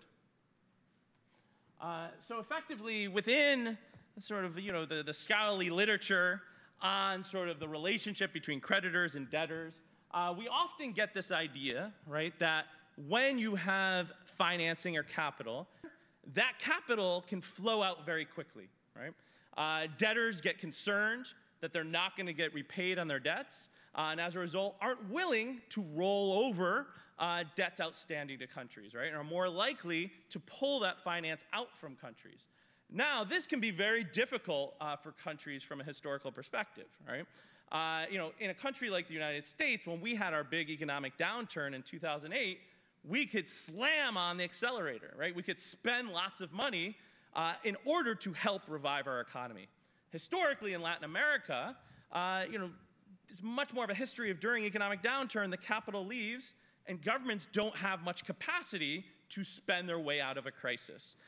This is known historically as sort of a sudden stop. And what I'm sort of suggesting or putting forth is that the presence of Chinese capital with a longer-term horizon, it's less likely to leave a country during an economic downturn. And what that does is give countries more degrees of maneuverability, right? So comparatively, if you have Western financing and capital leaving a country, what's traditionally happened is a kind of pattern that you see happen in Greece recently, right? Or Latin America historically, where money leaves a country, and in order to attract that capital back, countries have to pursue higher interest rates, austerity, et cetera. The point here is as that patient capital comes in, it's less likely to leave during an economic downturn. That gives countries more degrees of maneuverability to spend, right? The Washington Consensus, one of the big emphasis of the Washington Consensus is budget discipline, right? Not to have sort of budgetary deficits. Comparatively, right, China and Chinese creditors care about profitability in the long run, but they're not necessarily as concerned with budget discipline. So if countries go into an economic downturn, they can spend their way out of it. China's not going to object to that, right? And so when you meet with government officials throughout the region, they'll say, hey, yes, we have conversations with China, they're monitoring what's going on, but ultimately they care about the project's success, right? They're going to be less focused on policy conditionality per se. So in this project, right, which is a book-length project, what I do in order to kind of look at Chinese capital is I look at both international channels and domestic channels. So I have this argument internationally that suggests, okay, as I just mentioned, Chinese patient capital should give countries more policy flexibility. But the domestic dimension is also very important. So in other words, once the Chinese capital comes in, what happens to it? And so the argument here would be, governments get more degrees of maneuverability if that capital directly goes to a central government in terms of state-to-state lending. Comparatively, that capital may just go to support financial projects, right? Project finance, when a project has been going through private procurement, bidding, and as a result, right, rather than the government getting the funds directly, the funds go to support whatever project that has been bidded on, right, through private procurement. In that case, right, it may have an economic effect, but it's not going to increase the degrees of maneuverability that a government has to spend. Right? So just to take a quick look at some of these slides in terms of who are the major debtors to China and what's been going on, essentially this shows Chinese policy banks to major Latin American debtors. If we only look at the international channel, you could see effectively as a percentage of their total external financing, it ranges from about 12% of external financing in Argentina to as high as 2/3 of total external financing in Venezuela. So that is the extent to which a country raises money internationally and they go to external sources of finance, what percentage of that is coming from Chinese loans, right? One quick clarification, too, as you'll see here. Notice sort of this 28 billion average that goes to Venezuela from China. I just want to make a clarification because the number's been cited a few times today.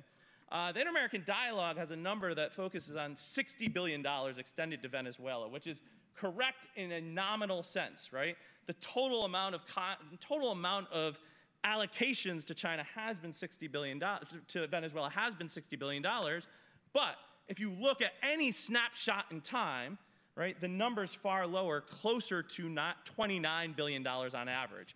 Why would it be that much lower, nearly half? Well, a lot of these are tranches that get rolled over, right? So over time, since the financial crisis, maybe tranche A of a loan, right, to Venezuela gets renewed 3 or 4 different times. If you include all 3 or 4 of those, you get the $60 billion. But if you, at any one point in time, it's only, right, a set amount such as $5 or $10 billion in tranche A, right? So that's just getting rolled over again and again. If you count for those rollovers, right, and there's several tranches A, B, and C, effectively the number outstanding at any given point in time to Venezuela is much closer to 29 billion on average. So just to put that 60 billion figure in perspective a bit, because that gets sort of thrown around a lot in the press too. Now looking at, I mentioned the international channel, now I want to look at the domestic channel. So essentially you have all of this financing coming into 4 major debtors like this, but then there's a question of, okay, well, is the government getting any of these funds? Look at Brazil. In terms of what the government's actually getting, the percentage of total external financing is pretty low, right? Because a lot of that goes through private procurement, right? Through project finance outside of government coffers. Comparatively, if you look at Ecuador or Venezuela, there's lots of state-to-state lending. Those countries are receiving much of these funds directly. So comparatively, compared to Brazil, in those countries, Chinese loans as a percentage of external financing is as high as 26 or 45% of external financing. And the point here is what kind of effect that has on your ability to spend. And if you look in this category over here, this is before the financial crisis and after the financial crisis, what's the difference in fiscal spending, right? What a government spends on its priorities, right? You can see, notwithstanding sort of discussion of recent fiscal deterioration in Brazil, for the most part, right, they've been sort of fiscally prudent relative to other countries that have been receiving money from China, in part because Brazil gets so much money from the markets, right, that they have to be more austere, or at least try to focus on being more austere. And so you see a lot of focus on fiscal discipline, et cetera, even during a period of time when you're in an economic downturn. Comparatively, in Ecuador and Venezuela, you get a lot higher degree of fiscal spending. Another way to look at sort of this effect of patient capital is to look at Argentina, Ecuador, and Venezuela and what's going on with Chinese loans over time. You can see here, in the period before the financial crisis, this is Chinese financing, right? And it's going sort of the larger you have sort of here, the more Chinese financing you have. Before the financial crisis, you don't have much in the way of Chinese loans and financing coming into the region. And then following the financial crisis, here's where you get that big structural change, right? Where all of a sudden you have lots of Chinese financing coming in. And if you look at budgetary surpluses, even Venezuela, Ecuador, Argentina, countries that during this point in time, right, as Ted was highlighting, often right, are aligned with countries that are more to the left or even radical left. But even in those countries, you had budgetary surpluses, right? But as you follow the financial crisis and you have increased lending from China, which puts less scrutiny on fiscal discipline and budget discipline, less scrutiny on austerity, during an economic downturn, countries could pursue fiscal deficits, right? And if you compare other countries, such as Bolivia, that had budgetary surpluses prior to the financial crisis, and then don't receive Chinese financing post-financial crisis, they continue to have budget surpluses, right? Where these countries end up spending a lot more money. Another way to look at this, too, is within Venezuela. I mentioned the withdrawal of Western financing. This dotted line is BIS cross-border lending. You can see that that starts decreasing, particularly as of 2007, when you started to have the first bankruptcies in the UK, et cetera. And then, at the same time, you see, effectively, Chinese loans increasing, right, at this inflection point. And even though oil prices are dropping, and that's going to have sort of effect on fiscal deficits, you have sustained fiscal deficits over time once you have Chinese financing allocated to these countries, right? So my argument is you actually see countries have a lot greater maneuverability to pursue fiscal deficits and spending during periods of time where they're receiving Chinese capital. One of the ways I look at this is to look at bilateral loans compared to other types of lending, right? Commercial lending or bond lending that's going to these countries. This is a first stab at this cross-national analysis, but effectively, what I'm looking at is the more bilateral loans you have in terms of total external financing, what's the effect on fiscal spending? What's the effect on countries' ability to spend? And I do find, essentially, a negative relationship, right? Essentially, the more bilateral loans that a country has, the more they're able to spend, right? If that were positive, that would be budgetary surpluses, right? But the more bilateral loans a country has as a percentage of total external financing, they tend to also have greater fiscal deficits. So what are the implications, first from a research perspective, then from a policy perspective? Well, one is, argument is that countries have greater degrees of fiscal maneuverability when they have Chinese financing, right? During economic downturns, there's a history of countries not being able to spend money, right? But effectively, it allows countries to have counter-cyclical policies. But the question is, right, it's an opportunity. You have more financing, you have a longer-term horizon, you have more ability to spend, but it still matters how you spend this money. So we heard about Venezuela this morning that hasn't been spending the money, right, in the way it was supposed to on infrastructure projects. Comparatively, a country like Ecuador, right, has constitutionally mandated if they borrow money, they have to spend on capital expenditures. So you see lots of infrastructure projects. Then the case in Ecuador is that the best spending, right? So you actually see the money, right? You see the opportunity, you see the money spent on infrastructure. Then the question is, does Ecuador need 8 hydroelectric plants? And some of the domestic debate is about that. It's about the efficiency of the spending on infrastructure projects rather than a question of whether you even get this infrastructure built. Now, there is sort of an element of high risk to creditors here, right? High risk to China, right? In the history of Latin America, we know, right, in the 1980s, we had a debt crisis. Many of the banks, many of the creditors continued to kind of lend defensively during those years, right? Prodded to some extent by the US government, but also lent because they wanted to recover their outstanding interest and principal payments. And effectively, over the course of a full decade, eventually a lot of these banks started to write off loans because of the frustration of the ongoing debt problems. What we saw in Venezuela, right, we've had some talk this morning of the idea that, okay, in Venezuela's case, China may be silently withdrawing. Well, perhaps that's true in terms of not renewing new funds. But nonetheless, there's still, just as there was a question with the banks in the 1980s, there's still the question of what do you do with your funds outstanding? And China has been, even during economic downturns, even during periods where Venezuela had very low commodity prices, had been rolling over funds. Right? Rolled over as much as $10 to $15 billion of funds since 2014. So, in the case of Venezuela, the question is, what do you do, right, if you're China, in terms of, do you extricate yourself from this relationship, or you continue to lend defensively? One key thing that will be coming up is, as there's more debt payments coming due in Venezuela, China will be faced with the question of not new lending, but do you roll over what's already existing or not, right? And that's a very key, not only economic question, but also political question. So ultimately, my main theme here is, to quote Keynes, right? The old saying holds, owe your banker 1,000 pounds and you're at his mercy. Owe him 1 million pounds and the position is reversed, right? So effectively, if you have situations where lots of debt gets built up, it's the interest of both creditors and debtors to try to resolve that.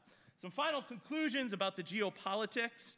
One thing I would say, from my perspective, is this is not necessarily your father or mother's grand strategy that we're seeing here. Compared to the Soviet Union, we have a very different actor that's very tied economically, interdependently with the United States. And it serves a role, right, I think, within the region, right? You have a region that has a tremendous infrastructure deficit, right, as we talked about earlier in this morning. And China is willing to provide capital in order to solve this problem of the infrastructure deficit. I think that many Latin American countries, including Argentina and Brazil, even countries that currently aren't necessarily ideologically aligned with China, still have an incentive to use this capital in order to address their infrastructure deficit. So there's been research, right, that has historically shown that no matter sort of what the political party is in a country, like people like Shambaugh, people like Dominguez, that generally China is willing to do business, right? And I think that we're seeing this even with change of governments from left to right or center right, that you still see sort of the desire to gain capital from China in order to drive these infrastructure projects. So finally, in terms of what's the role for the U.S., right? What should the U.S. be doing? I do think, we have a lot of overtures, right, that Ted was mentioning earlier from China in terms of, commerce and economics leading the way, and that China's relationship is not political. Maybe, there's political ambitions, ultimately about a multipolar world and democratizing international relations, right, that looks to seek to have greater diversification in Latin America. But again, I'd probably line up on the side and say, well, is greater diversification such a problem? Is that such a bad thing? And even in terms of infrastructure, right, to the extent to which China's helping create infrastructure, U.S. companies and firms may ultimately benefit from that infrastructure as well. So what I sort of, argue could be sort of an alternative strategy for the U.S. Would be, if you are looking at many rising powers that use the state very effectively to promote their firms, why shouldn't the U.S. do more of that, right? So instead of talking about shutting down the Export-Import Bank, I think there's an opportunity to actually use resources like that to support our firms internationally, while at the same time also try to continue sort of the important role that we've heard this morning that civil society plays alongside a lot of these investments in the Western Hemisphere, right? Not only local grassroots movements, but also sort of NGOs and civil society that continue to push for certain norms such as environmental governance and labor rights and things along these lines to ensure that no matter who the investor is, that the investor is investing in a sustainable way. So thank you very much. I look forward to your comments and questions. Well, first of all, again, thank you also from me very much for inviting us all here. And it's been a very diverse and very interesting morning already. And I feel it's a challenge to not exactly wrap it up because we'll have a conversation, but to kind of add something, a new dimension. I think the idea is that it's sort of complementary and that we touch on different aspects that help us understand the China-Latin America relationship. And I have myself worked in Colombia for about 8 years, and before that I lived in Panama for a couple of years. So I have gained some insight into how Latin American societies work from teaching there and from studying there. And so I think that that's also helpful, and I still have many of my colleagues obviously visit there all the time. And that's very valuable in order to better know how China projects itself and how it's picked up at the other end. So I don't have a PowerPoint, but I want to convey to you, and I gather those who are here or still here understand also that this is a very exciting time. I find specifically, maybe since the Trump election, but overall the past year also have shown huge flux, huge movement in the China-Latin America relationship and Chinese outward projection as a whole. So I compare it a little to a wave, and think of a wave like a surfer, not a tsunami. I'm talking about a wave that you sort of pick up the undercurrent and the energy. And I have been known to be tactless enough and even had the audacity at CEPAL, which is an important UN economic institution in Chile, to actually say economics is not a science. I was quoting The Guardian. Now, that's obviously always, nonetheless, there's a Nobel Prize for it, and I have great admiration for what my economist colleagues write a lot about. But nonetheless, I feel sometimes the focus is a little heavy on that aspect, and I compare it maybe a little to the surface and the foam and the spray of the current, undercurrent that really makes the wave move. And I want to sort of, emphasize that really, that I feel that, especially if we look at China's discourse, foreign policy discourse in general, China's discourse towards Latin America. It was mentioned earlier in 2008. They did a policy paper. In 2016, they did another one, published just 2 weeks after in each case, they published it either a day after the historic Obama election and 2 weeks after the even more historic Trump election. And they sort of made it not part of the US election process, but nonetheless, it's timed quite carefully. And there they outlined certain very important concepts that they're trying to bring into the discourse when it comes to development, when it comes to loans, financing, and cooperation and bilateral relations. So what I'm trying to move away from is the focus we see again and again in books. So one came out in Colombia just a week ago, where the marco teórico, the model that they're building on is realism, neorealism. And if you take that, then the realist approach is obviously that a country will seek to increase its relative own interests to the detriment or the relative detriment of others. And that builds into a China threat theory, which you still hear a lot, and you still hear a lot even in Latin America, people being sort of skeptical. Obviously, there's an aspect of the national histories in Latin America that were colonized over and over again by different actors, feel that they were exploited in the past and maybe exploited again, and that's, you could say, symptomatic also sort of the feeling of the abused child that expects and is distrustful. But liberal institutionalism similarly focuses on, either China is determined to join the Western institutions as we know them, and it has joined most of them, or it is trying to redefine them.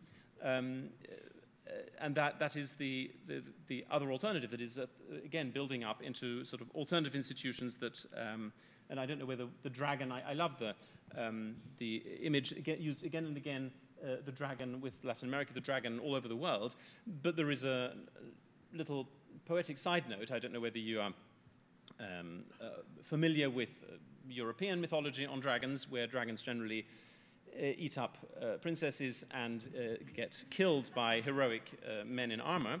And then the Chinese dragon, who doesn't eat princesses, at least I haven't heard of any, he is very playful, and so the whole, and very powerful, very strong indeed, but doesn't have the same menace implied. And I find that way, it's interesting that even using one image, we can have completely different perspectives. I don't know here within the audience whether people actually see the dragon as something benevolent or menacing. So you can see that if we look at ideas, and therefore China's discourse and how it is picked up on the other side of the Pacific, how that can be seen so differently, and that's important to take into account. So one thing that China has promoted strongly in the last few years, Xi Jinping especially, is the 人类命运共同体, the community of shared destiny for mankind. Now that sounds very grand, but in a way it builds on what is the on China's peaceful development, on development as as a principle. And there we also have to recognize that China has experienced, we said earlier in the first panel, there was a lot of talk of uncharted territory, which is true. China, you know, first country to lift 500 million people out of poverty, largest emerging market to have such large funds at its disposal. And yet there are many other elements where we can see that its experience has been it's built up its infrastructure and has done well integrating its outlying zones, the inner side of the country, into the national and the global economies.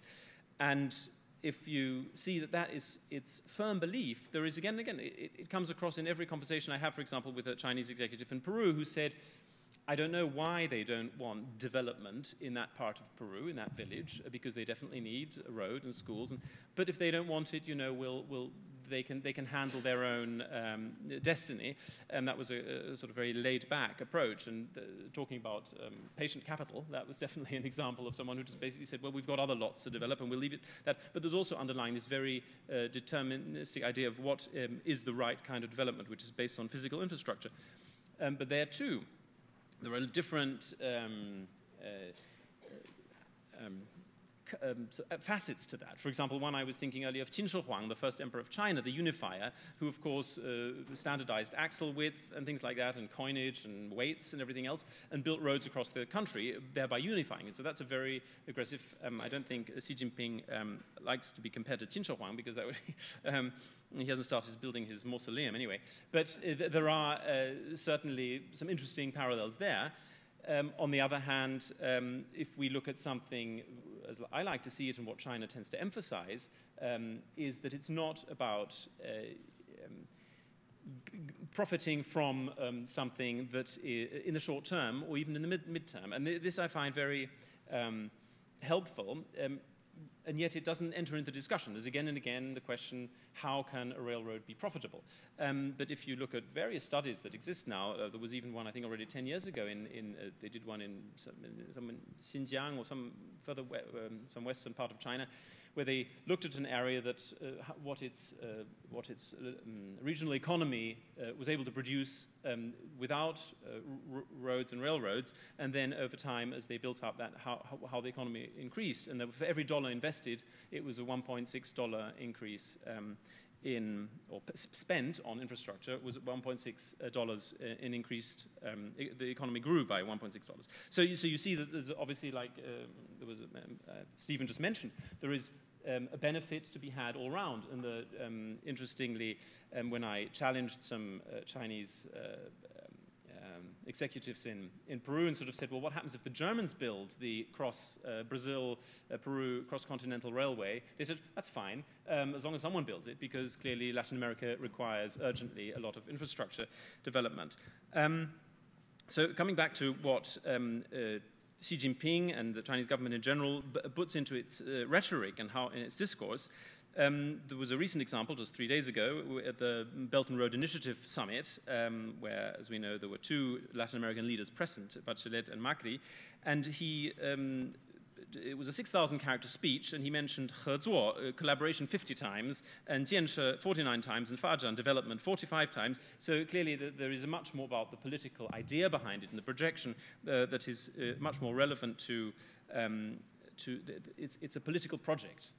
More than an economic and investment project, or even an ownership project. We can then look, if we obviously one could go on and find many more subtle examples than just counting words in speeches, but there's still quite an interesting exercise about who responded best, who are the best surfers. If we consider this China sort of energy flowing to Latin America as a wave, then who are the best, who are surfing who are surfing best? And clearly there are Peru and Chile have been mentioned a lot as countries that have their own strategy, that are experimenting, but that are looking at how they can best benefit their own economies in the long term, and they have a certain vision. Argentina and Brazil has a big political project through BRICS of global visibility and carrying greater weight in international affairs. but is internally, of course, in some disarray right now. So it's difficult. Peru has a very unusual link with China in that Alan Garcia, whether you like him or not, had quite early on not only the idea for the Pacific Alliance, which projects towards Asia, but also, interestingly, this focus on, he's published a book on Confucius and globalization, which was also translated into Chinese and presented and again, and he's become, therefore, a friend of China. He's now politically less relevant, has less weight, but having been president twice, the Chinese community, expat community in Peru supports him still, and it's very interesting to see that there is sort of a recognition in one Latin American country of the Chinese discourse, rhetoric, and vision for a different kind of globalization. Then I find it significant if we look at other reactions that Colombia, for example, Santos is in Washington right now, was there yesterday, which is kind of almost, again, characteristic, as Colombia has for many years been more focused and been the staunchest ally, they describe it, of the United States in the region.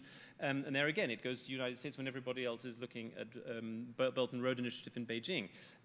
So it's kind of a surprising, but again, characteristic. Nonetheless, I should insert there that I've been watching Colombia, because of its internal conflict, has had great difficulties attracting foreign presence at all over the last sort of 20 years, but that's hopefully recovering now. There's some change, and specifically there's a Chinese company that has, in a consortium with a Colombian company, has won building rights for a number of the G4 road infrastructure in Colombia. And very interesting, if you map it, you can see that the Chinese ambassador to Colombia has been very strategically done a huge campaign. You can just follow him on Facebook, or rather his interpreter.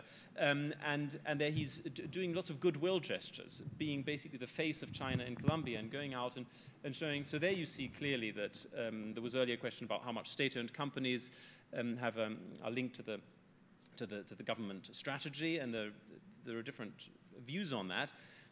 Including within the companies. Some companies say, no, we just do what is good for our bottom line. We have our own strategy, mid and long-term sort of views, but the government would insist, and many scholars in China also insist, that it's actually the Chinese government sets out a very clear strategy, especially for its overseas major projects and major projection, and the companies follow. So in this case, certainly the Chinese ambassador can be seen to be laying the ground for a goodwill campaign. And, well, we've seen there are many different tendencies. So we heard already a lot about Venezuela, and that's clearly a worry for China. And I find that I welcome that, what you mentioned about the rollover, the tranches, because that's something that is constantly ignored, that Venezuela doesn't currently owe $65 billion or whatever the exact figure is, and China has loaned carefully a little more in order to get its payback and so on. But there was a title in Caixin just the other day, an article, 中拉合作需要 智慧与耐心, and it needs China, the China-Latin America relationship requires wisdom or knowledge and patience. And that obviously is kind of, on the surface quite easy, but it's a very good article that outlines why we really need to watch it more, see how it changes, how this undercurrent, how this whole tendency is changing, how China is trying to bring a new discourse to the relationship, to its own relationship with the rest of the world. But also 智慧 and knowledge and wisdom, that is something that I worry a lot about when I'm having, as I said, been in Colombia for many years, that there is still a very great shortage of coordinated, informed conversation in every one of the Latin American countries, and including somewhere like Brazil doesn't have more than one or two dedicated China experts, and that's astounding. And I hope some are information here who will, and the same goes. Well, Chile has a little more. Argentina, maybe Mexico and Argentina are the best examples of having at least some sort of studies in that direction, and that is something that is really lacking and very important. Because if you have even surfers on a wave need to kind of coordinate, and there needs to be a better preparedness. And David Shambaugh has mentioned that in many occasions, that there is insufficient preparedness. So basically, with that, I will stop, because I would like to have a conversation, hear your questions. But just to sum up, to better perceive and evaluate shifts, it is really important to revise theoretical approaches and have a better understanding of the Chinese discourse that accompanies its outward investment and all its outward activities. Thank you very much. Okay, so I will have a wonderful, the presentation is so wonderful, sometimes we forgot to keep time, but I think all wonderful presentation. I will have a very brief comments for all these presenters. I will ask each question for each presenters, so you can briefly address this question, then we open the floor to collect more questions. My impression is that when we talk about China-Latin American relations, right? So, or maybe some of the important questions of the world, economics always try to find the secret. What's the secret or the most important factor shape economic activity or economic growth? I think they spend an entire career to try to find out. In conclusion, they say it's politics, not the economic factors. Really, if we see China and Latin American relations, the key factor is politics in both sides. I think the presenters really lay out some of the key reasons. So I want to ask one question for each presenters. For Ted, for your presentation, very comprehensive, very insightful analysis of China-Latin American relations, the political, geopolitical implications. So my question is that how the United States see the growing role of China. So many years ago, I heard like some former administration officials, they say American officials, diplomats responsible for Latin America or Africa affairs, they did not know Chinese counterpart. But that's maybe not the case anymore, because 20 years ago, China was a regional power, but now China is growing global actor, maybe not global power yet. So how you see the US administration should deal with the growing presence of China, especially in Latin America? Is that always competitive, or even competitive but not necessarily a zero-sum game, right? So I completely agree with you that you say nowadays the news media all highlight, the dramatic increase of China is present in Latin America. But my own observation, when I visit Brazil, I see China's relationship with Latin America is one-dimensional. It's largely economic, not much diplomacy, not yet.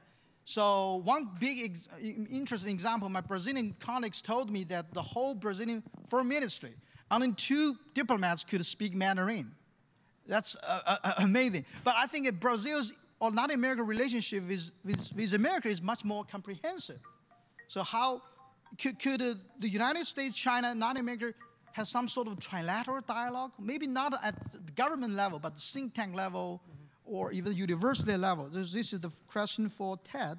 For Stephen, fascinating presentations, very interesting puzzle, very interesting, very solid study. You highlight how Chinese finance shaped Latin American politics.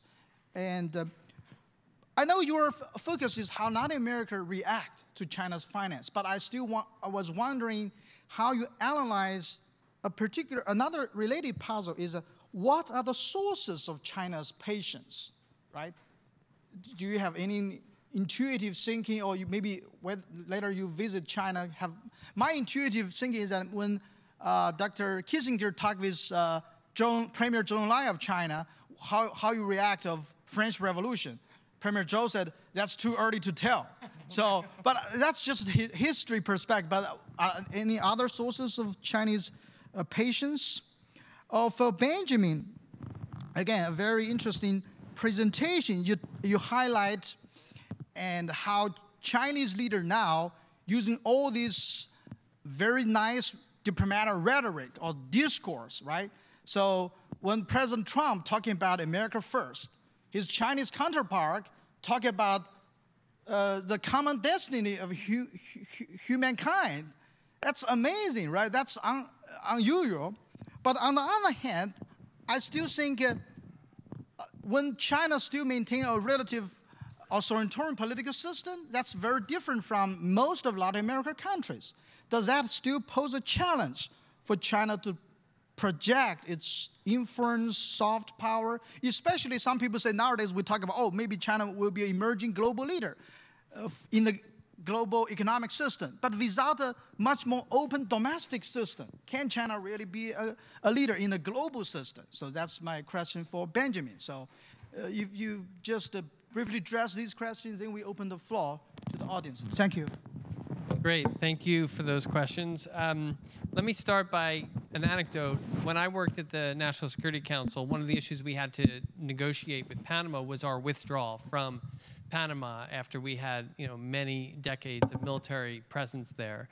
And one of the concerns was, as we withdrew, that China would come in and fill. And of course, this coincided with the Chinese company Hutchinson Whampoa taking control of one of the ports on the Pacific side of the canal. That this was, the camel under the tent, camel's nose under the tent. This was really going to mean Chinese taking over the region. I mean, it was, but that argument didn't go anywhere. I mean, there was really only a very small number of members of Congress who were concerned enough to make that argument.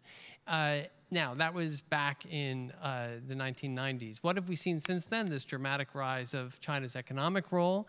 And I think you have to look at it from a broader perspective of China's strategy to not only become an economic powerhouse, but a broader power in the world in terms of kind of geostrategic issues. And that's where you get much greater and growing concern, I would say, in Washington.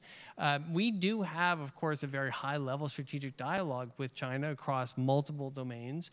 And I think it's within that context that policymakers in Washington have said, well, we see China's increasing role in Latin America. We should have our own dialogue with them, just focus on Latin America. And so that did begin in the Obama administration. And these dialogues took place maybe every year, maybe every 2 years, but they've really fallen off, and they haven't renewed them in the last year or two.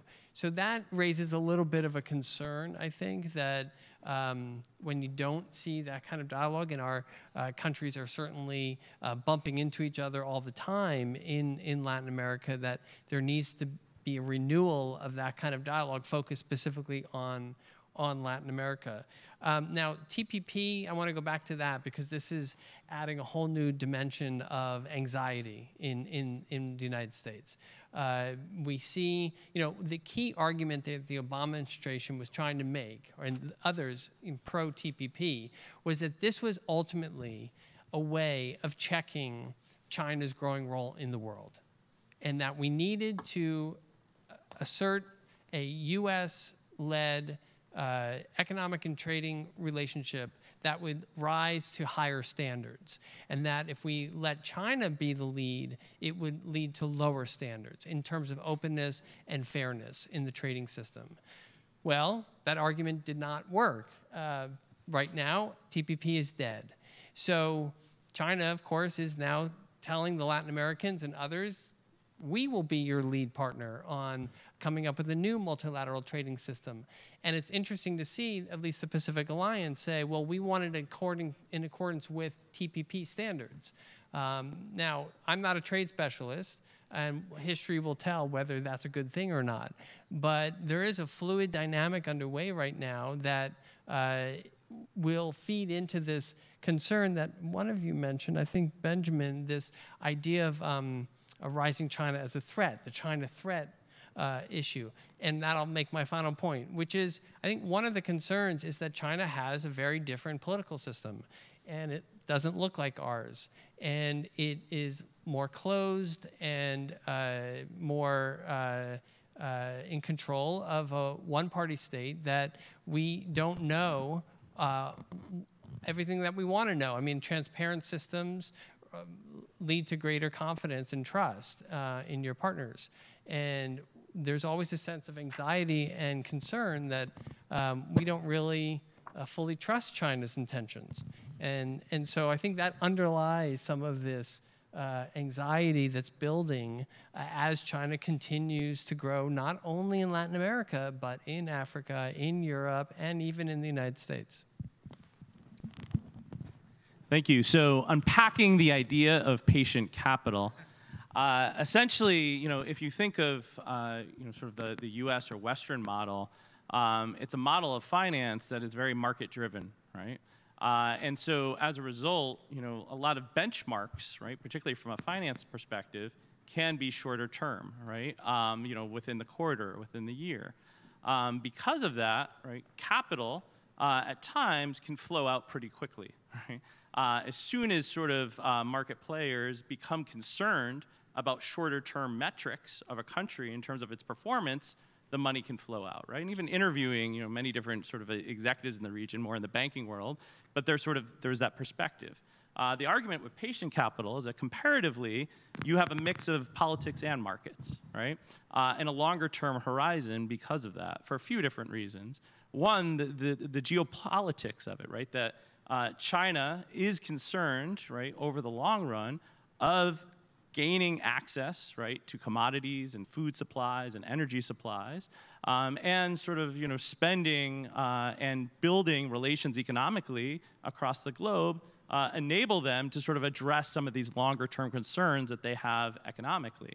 At the same time, I think that there is a bit of difference, right? There's a big debate probably 5 or 6 years ago, a Beijing consensus versus a Washington consensus. Is there a difference from a governance perspective or not? And all in all, I'm probably in the camp that probably would ultimately,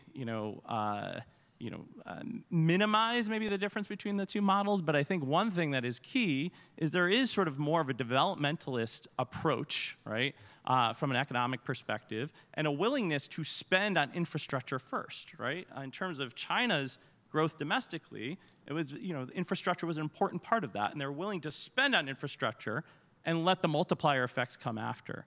I think comparatively from a Western perspective, it's starting to change, particularly at some of the international institutions, but there's a little more skepticism of putting sort of that much faith in infrastructure and allowing that to lead the process and allowing the economic opportunities to follow infrastructure. And I think that, because of that difference, at times there's a willingness of China to invest in infrastructure, and this comes back even to disentangling the politics from the economics. In the long run, particularly from a finance standpoint, they're still debtors. They're concerned about being repaid.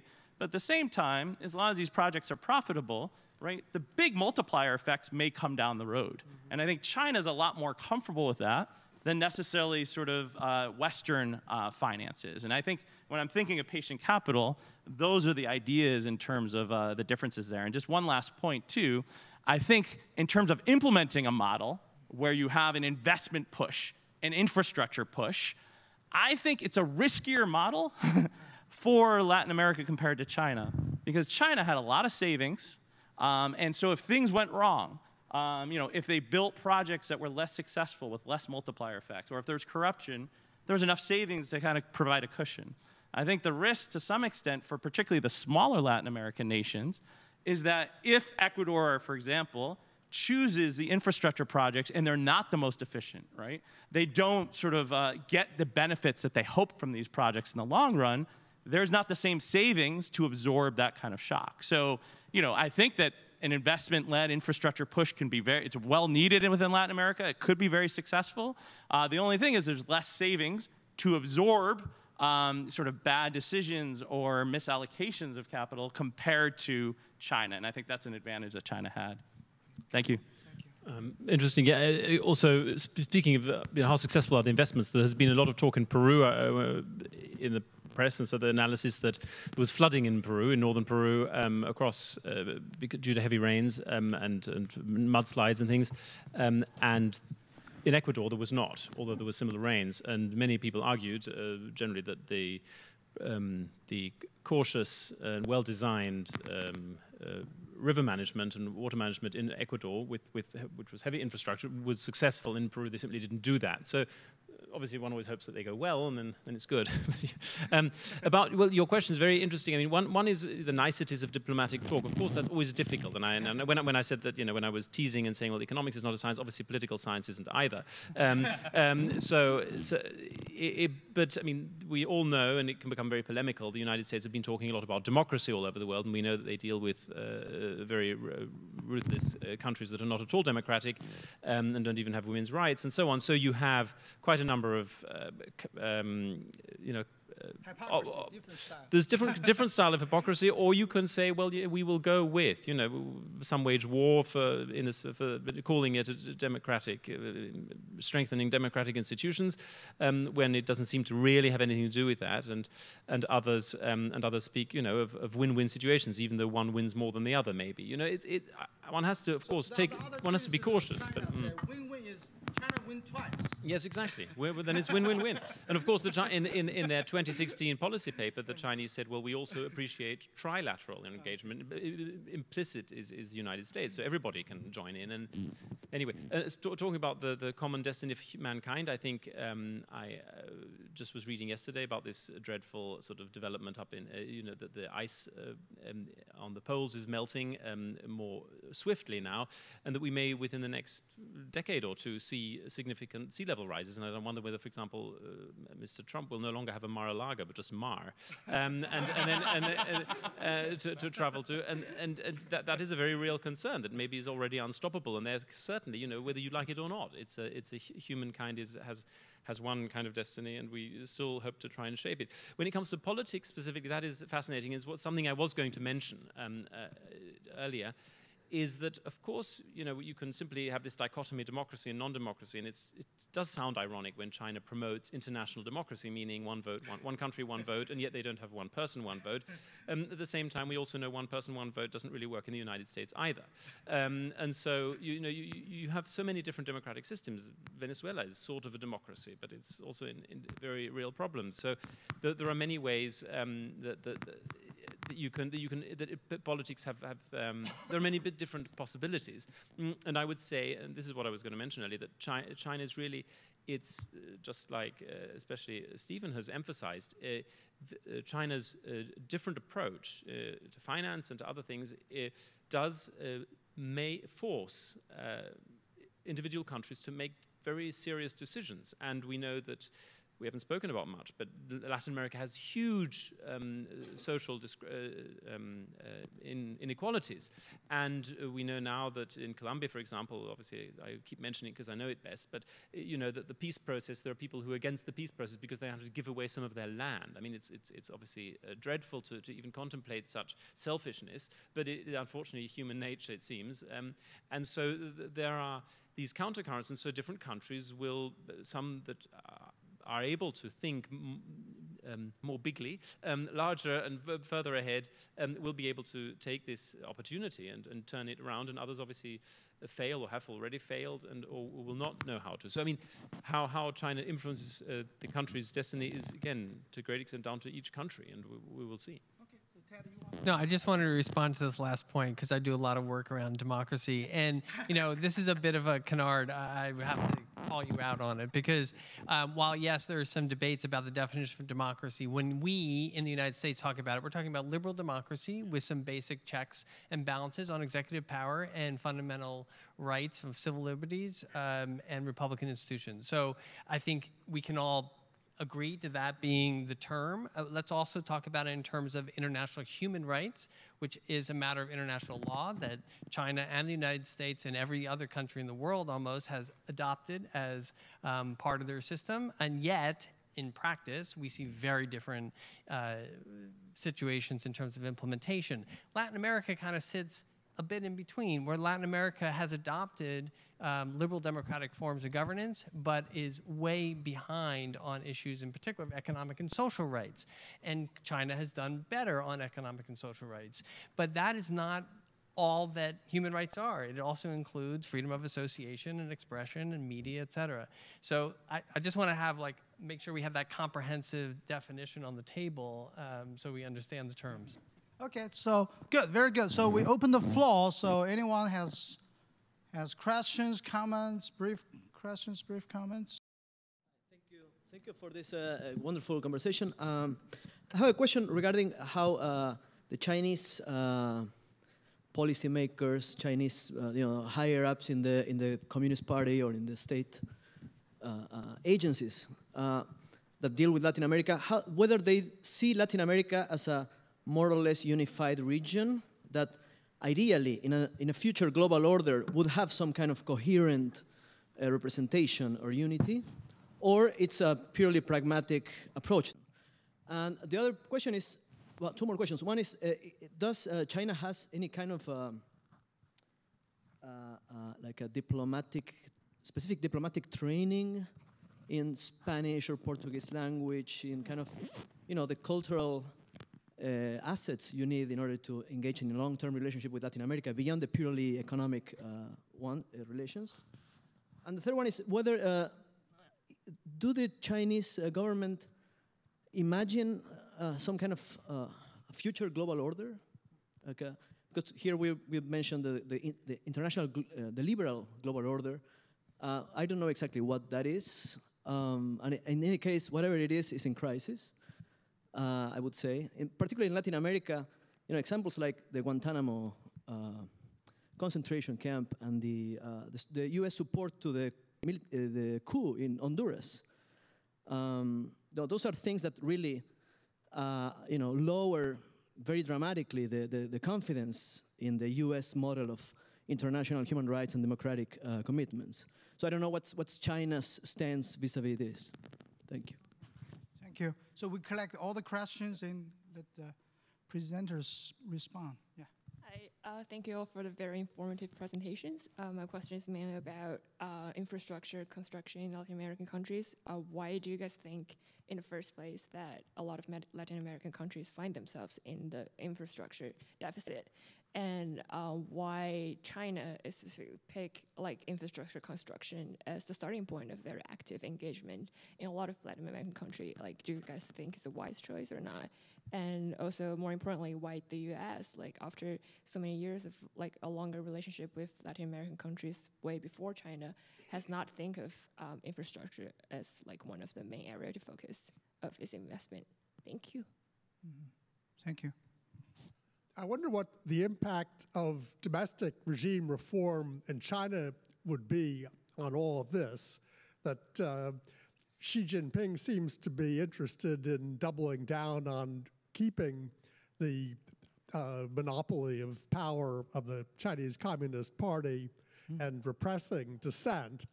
But one could conversely imagine that if there were more separation of, state and enterprise, that would lead to more of what classical liberals call the harmony of interest, that you don't need imperialism when you have states confining their activities to enforcing the law, and so you could have a less acrimonious world system. All these questions, you can select it. You guys select a lot of interesting questions. I mean, I'll just take a couple sort of here and there, because the first, there were already 3 questions in one, packed in one. Studies of Latin America in China as one. That's certainly something that is very suddenly, recently growing. I'm actually just putting together a list right now of every institution in China that is teaching Spanish and also for diplomats. So most diplomats, and it's also very interesting to watch. I did a sort of mapping of the diplomats, Chinese diplomats, as they move around the region, and they are often sent from Argentina then to Cuba, or from Costa Rica to Colombia, and so there's a clearly you can observe a strategy there, and almost all of them speak good Spanish or Portuguese or English, depending on the country. Funnily enough, the most recent, the current ambassador to Bogota came from Berlin and doesn't speak any Spanish, but nonetheless he's the best at doing all this charm offensive. So it's not an essential requirement, but generally you will find Chinese diplomats in the region speak good enough Spanish even to give discourses at universities and stuff like that. So it's very impressive, and it isn't reflected the other way around.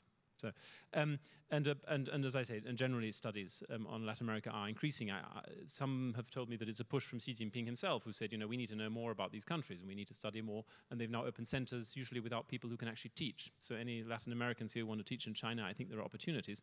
And then about does China see Latin America as unified or not? This is something I've grappled with for a long time, and I think they do both. They engage bilaterally and also with groups. They were invited to be observer at the Pacific Alliance meeting in Chile recently, and they would like.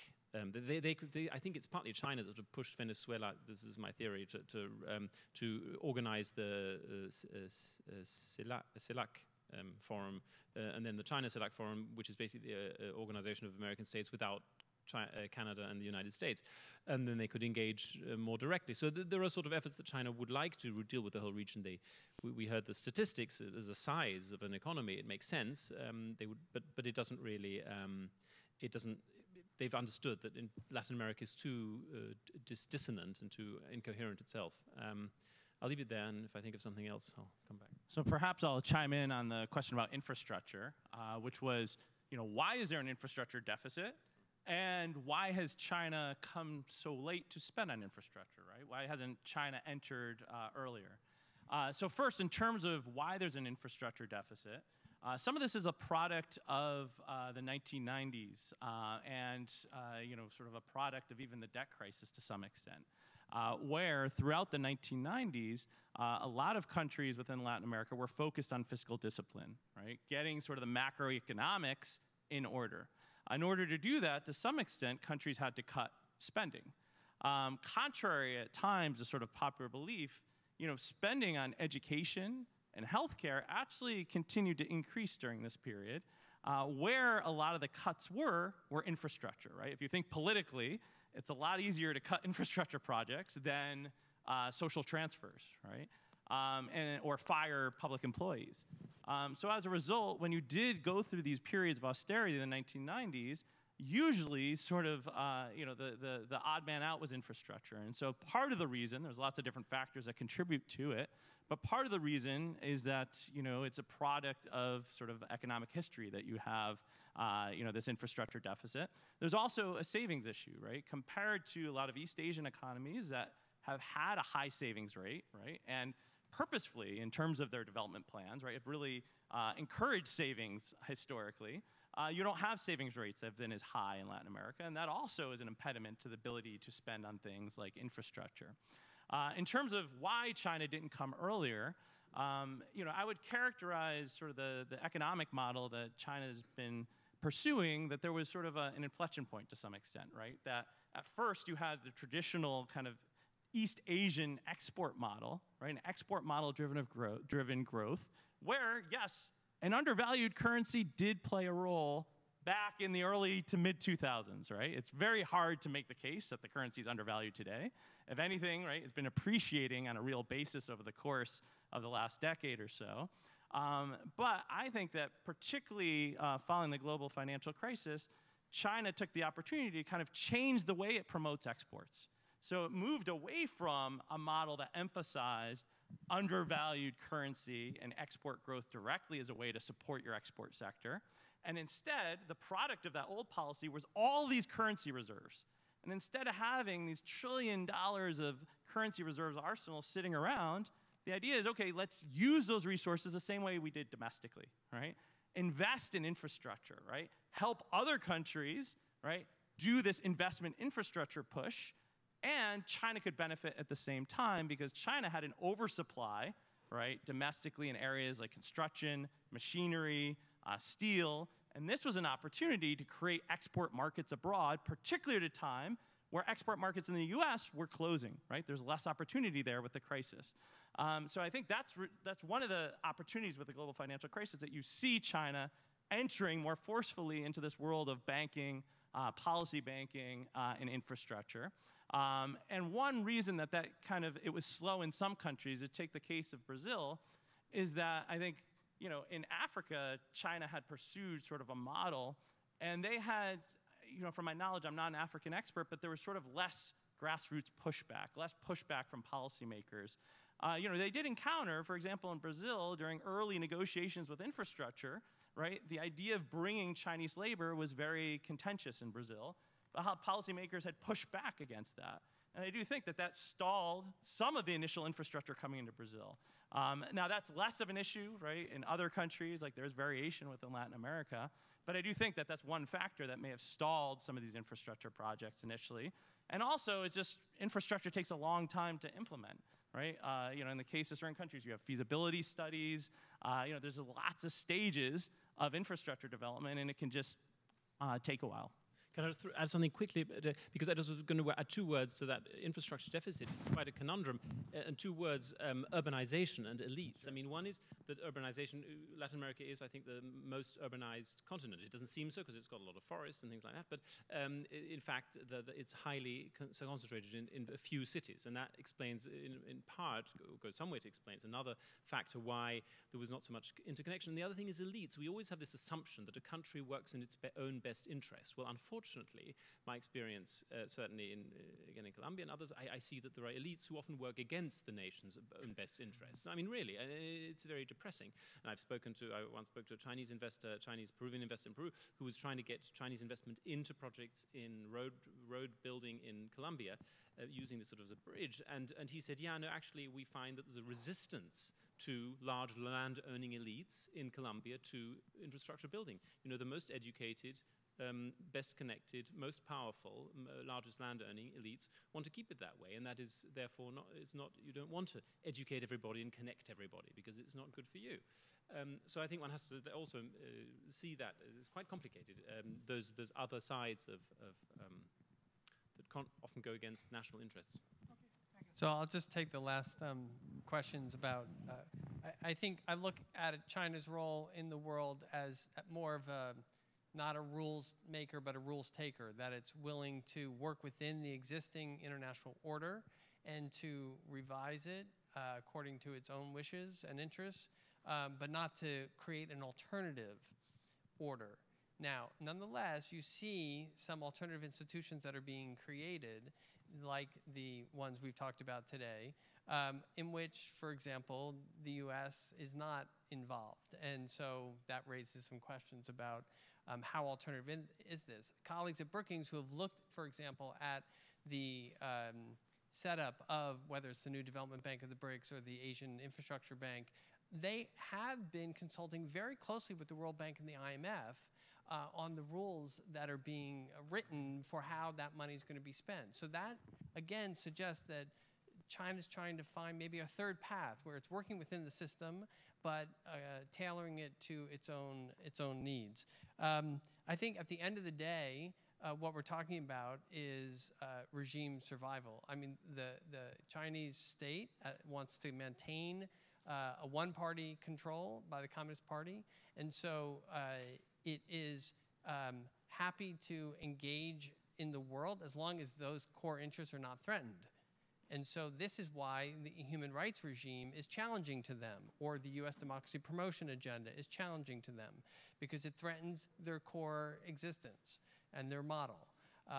And so they're not aggressive about in trying to impose that model. They're trying to lead by example, and a number of African states and perhaps some Latin Americans are interested in following the Chinese model because they've been so successful at dealing with poverty. But this is really the heart of the contest we're facing right now, where the US and China are very much the leading, plus Russia, throwing Russia in there, challenges to the international order. And I think we are facing a crisis of that order. But I would argue that is led by the United States' current administration being an antagonist and undermining the pillars of the international order that the United States has benefited from so much for the last 70 years. I was going to invite you maybe to also, I don't know whether you feel like it, but to also comment on the future Chinese-led or Chinese world order, because that's something that I know you also work on and are interested in. So, I mean, although you're the moderator, but I mean, because it's something that we haven't really properly answered, and it's a very difficult one. I think of my PhD supervisor, Qin Yaqing, who's written about relational theory and about, has tried to bring in other ideas of how international relations could function when it's not simply US-led or let alone a bipolar world order. So I don't know. Okay. Yeah, very brief. Yes, thank you for. So just one brief comment regarding China's competing vision of international order. I mean, during the global financial crisis, a few years ago, I co-authored with my then PhD advisor, Randy Schroeder. We conceptualized China's competing vision of international order. At that point, we conceptualized three possibilities. One is China could be a spoiler, delegitimize the American-led liberal order, and replace it with something entirely new. Second, China could be a supporter.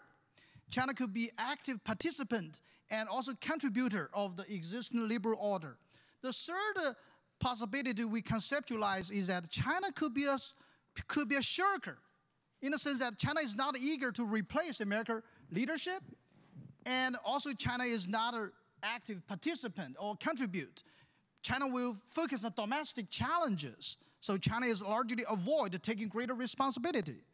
But when we published an article, we did not expect Donald Trump get election, right? Get elected. But nowadays, at least from a diplomatic rhetoric, China is very active, try to defend a global open system, and America, at least some of the voices try to avoid take a global leadership. So America, I mean, in some issues like climate change, try to be a shirker. So that's a big challenge for the global order in the future. That's probably anticipated a few years ago. So let me conclude and to thank all the presenters, panelists. So the China-Latin American relations is an increasingly important relation in my view, but it's definitely understudied. So I think the presenters provided very interesting arguments, interesting perspectives. Confucius said that, once said, okay, I have to pretend to be a China expert. Okay, whenever there are three persons around, at least one person could be your teacher. So, 三人行必有我师. So I think three of the presenters really teach me something new, and I hope you enjoy their presentations, and we can have conversations during lunch, and so thank you for your patience as well.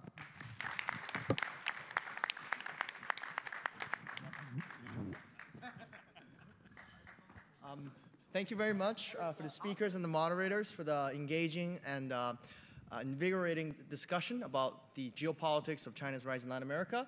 Now I'd like to present and introduce Mr. Jian Yuan, who is another co-organizer of the event, to give a very few brief closing remarks. Thanks, Bruce, and thank you, Ted, Stephen, Benjamin, Xiaoyu, Lourdes, and Professor Dan Borges, and Carol come here. And I think both panels provided an insightful explanation and clarification of the current China-Latin American relations and the Chinese activities in Latin America. And like Professor Xiaoyu Pu said, that this is an ongoing important issue in our study of political science and the economy of the Americas and Asia. So I hope that with more similar discussions going on, there are more and more students, researchers, and the general public interested in this issue and continuing touching on the future relations of China-Latin American relations. Finally, there's an old Chinese going that food is the heaven for all the people. So we provided a lunch for everybody, and thank you all for coming, and thank you for the great speeches. Thank you.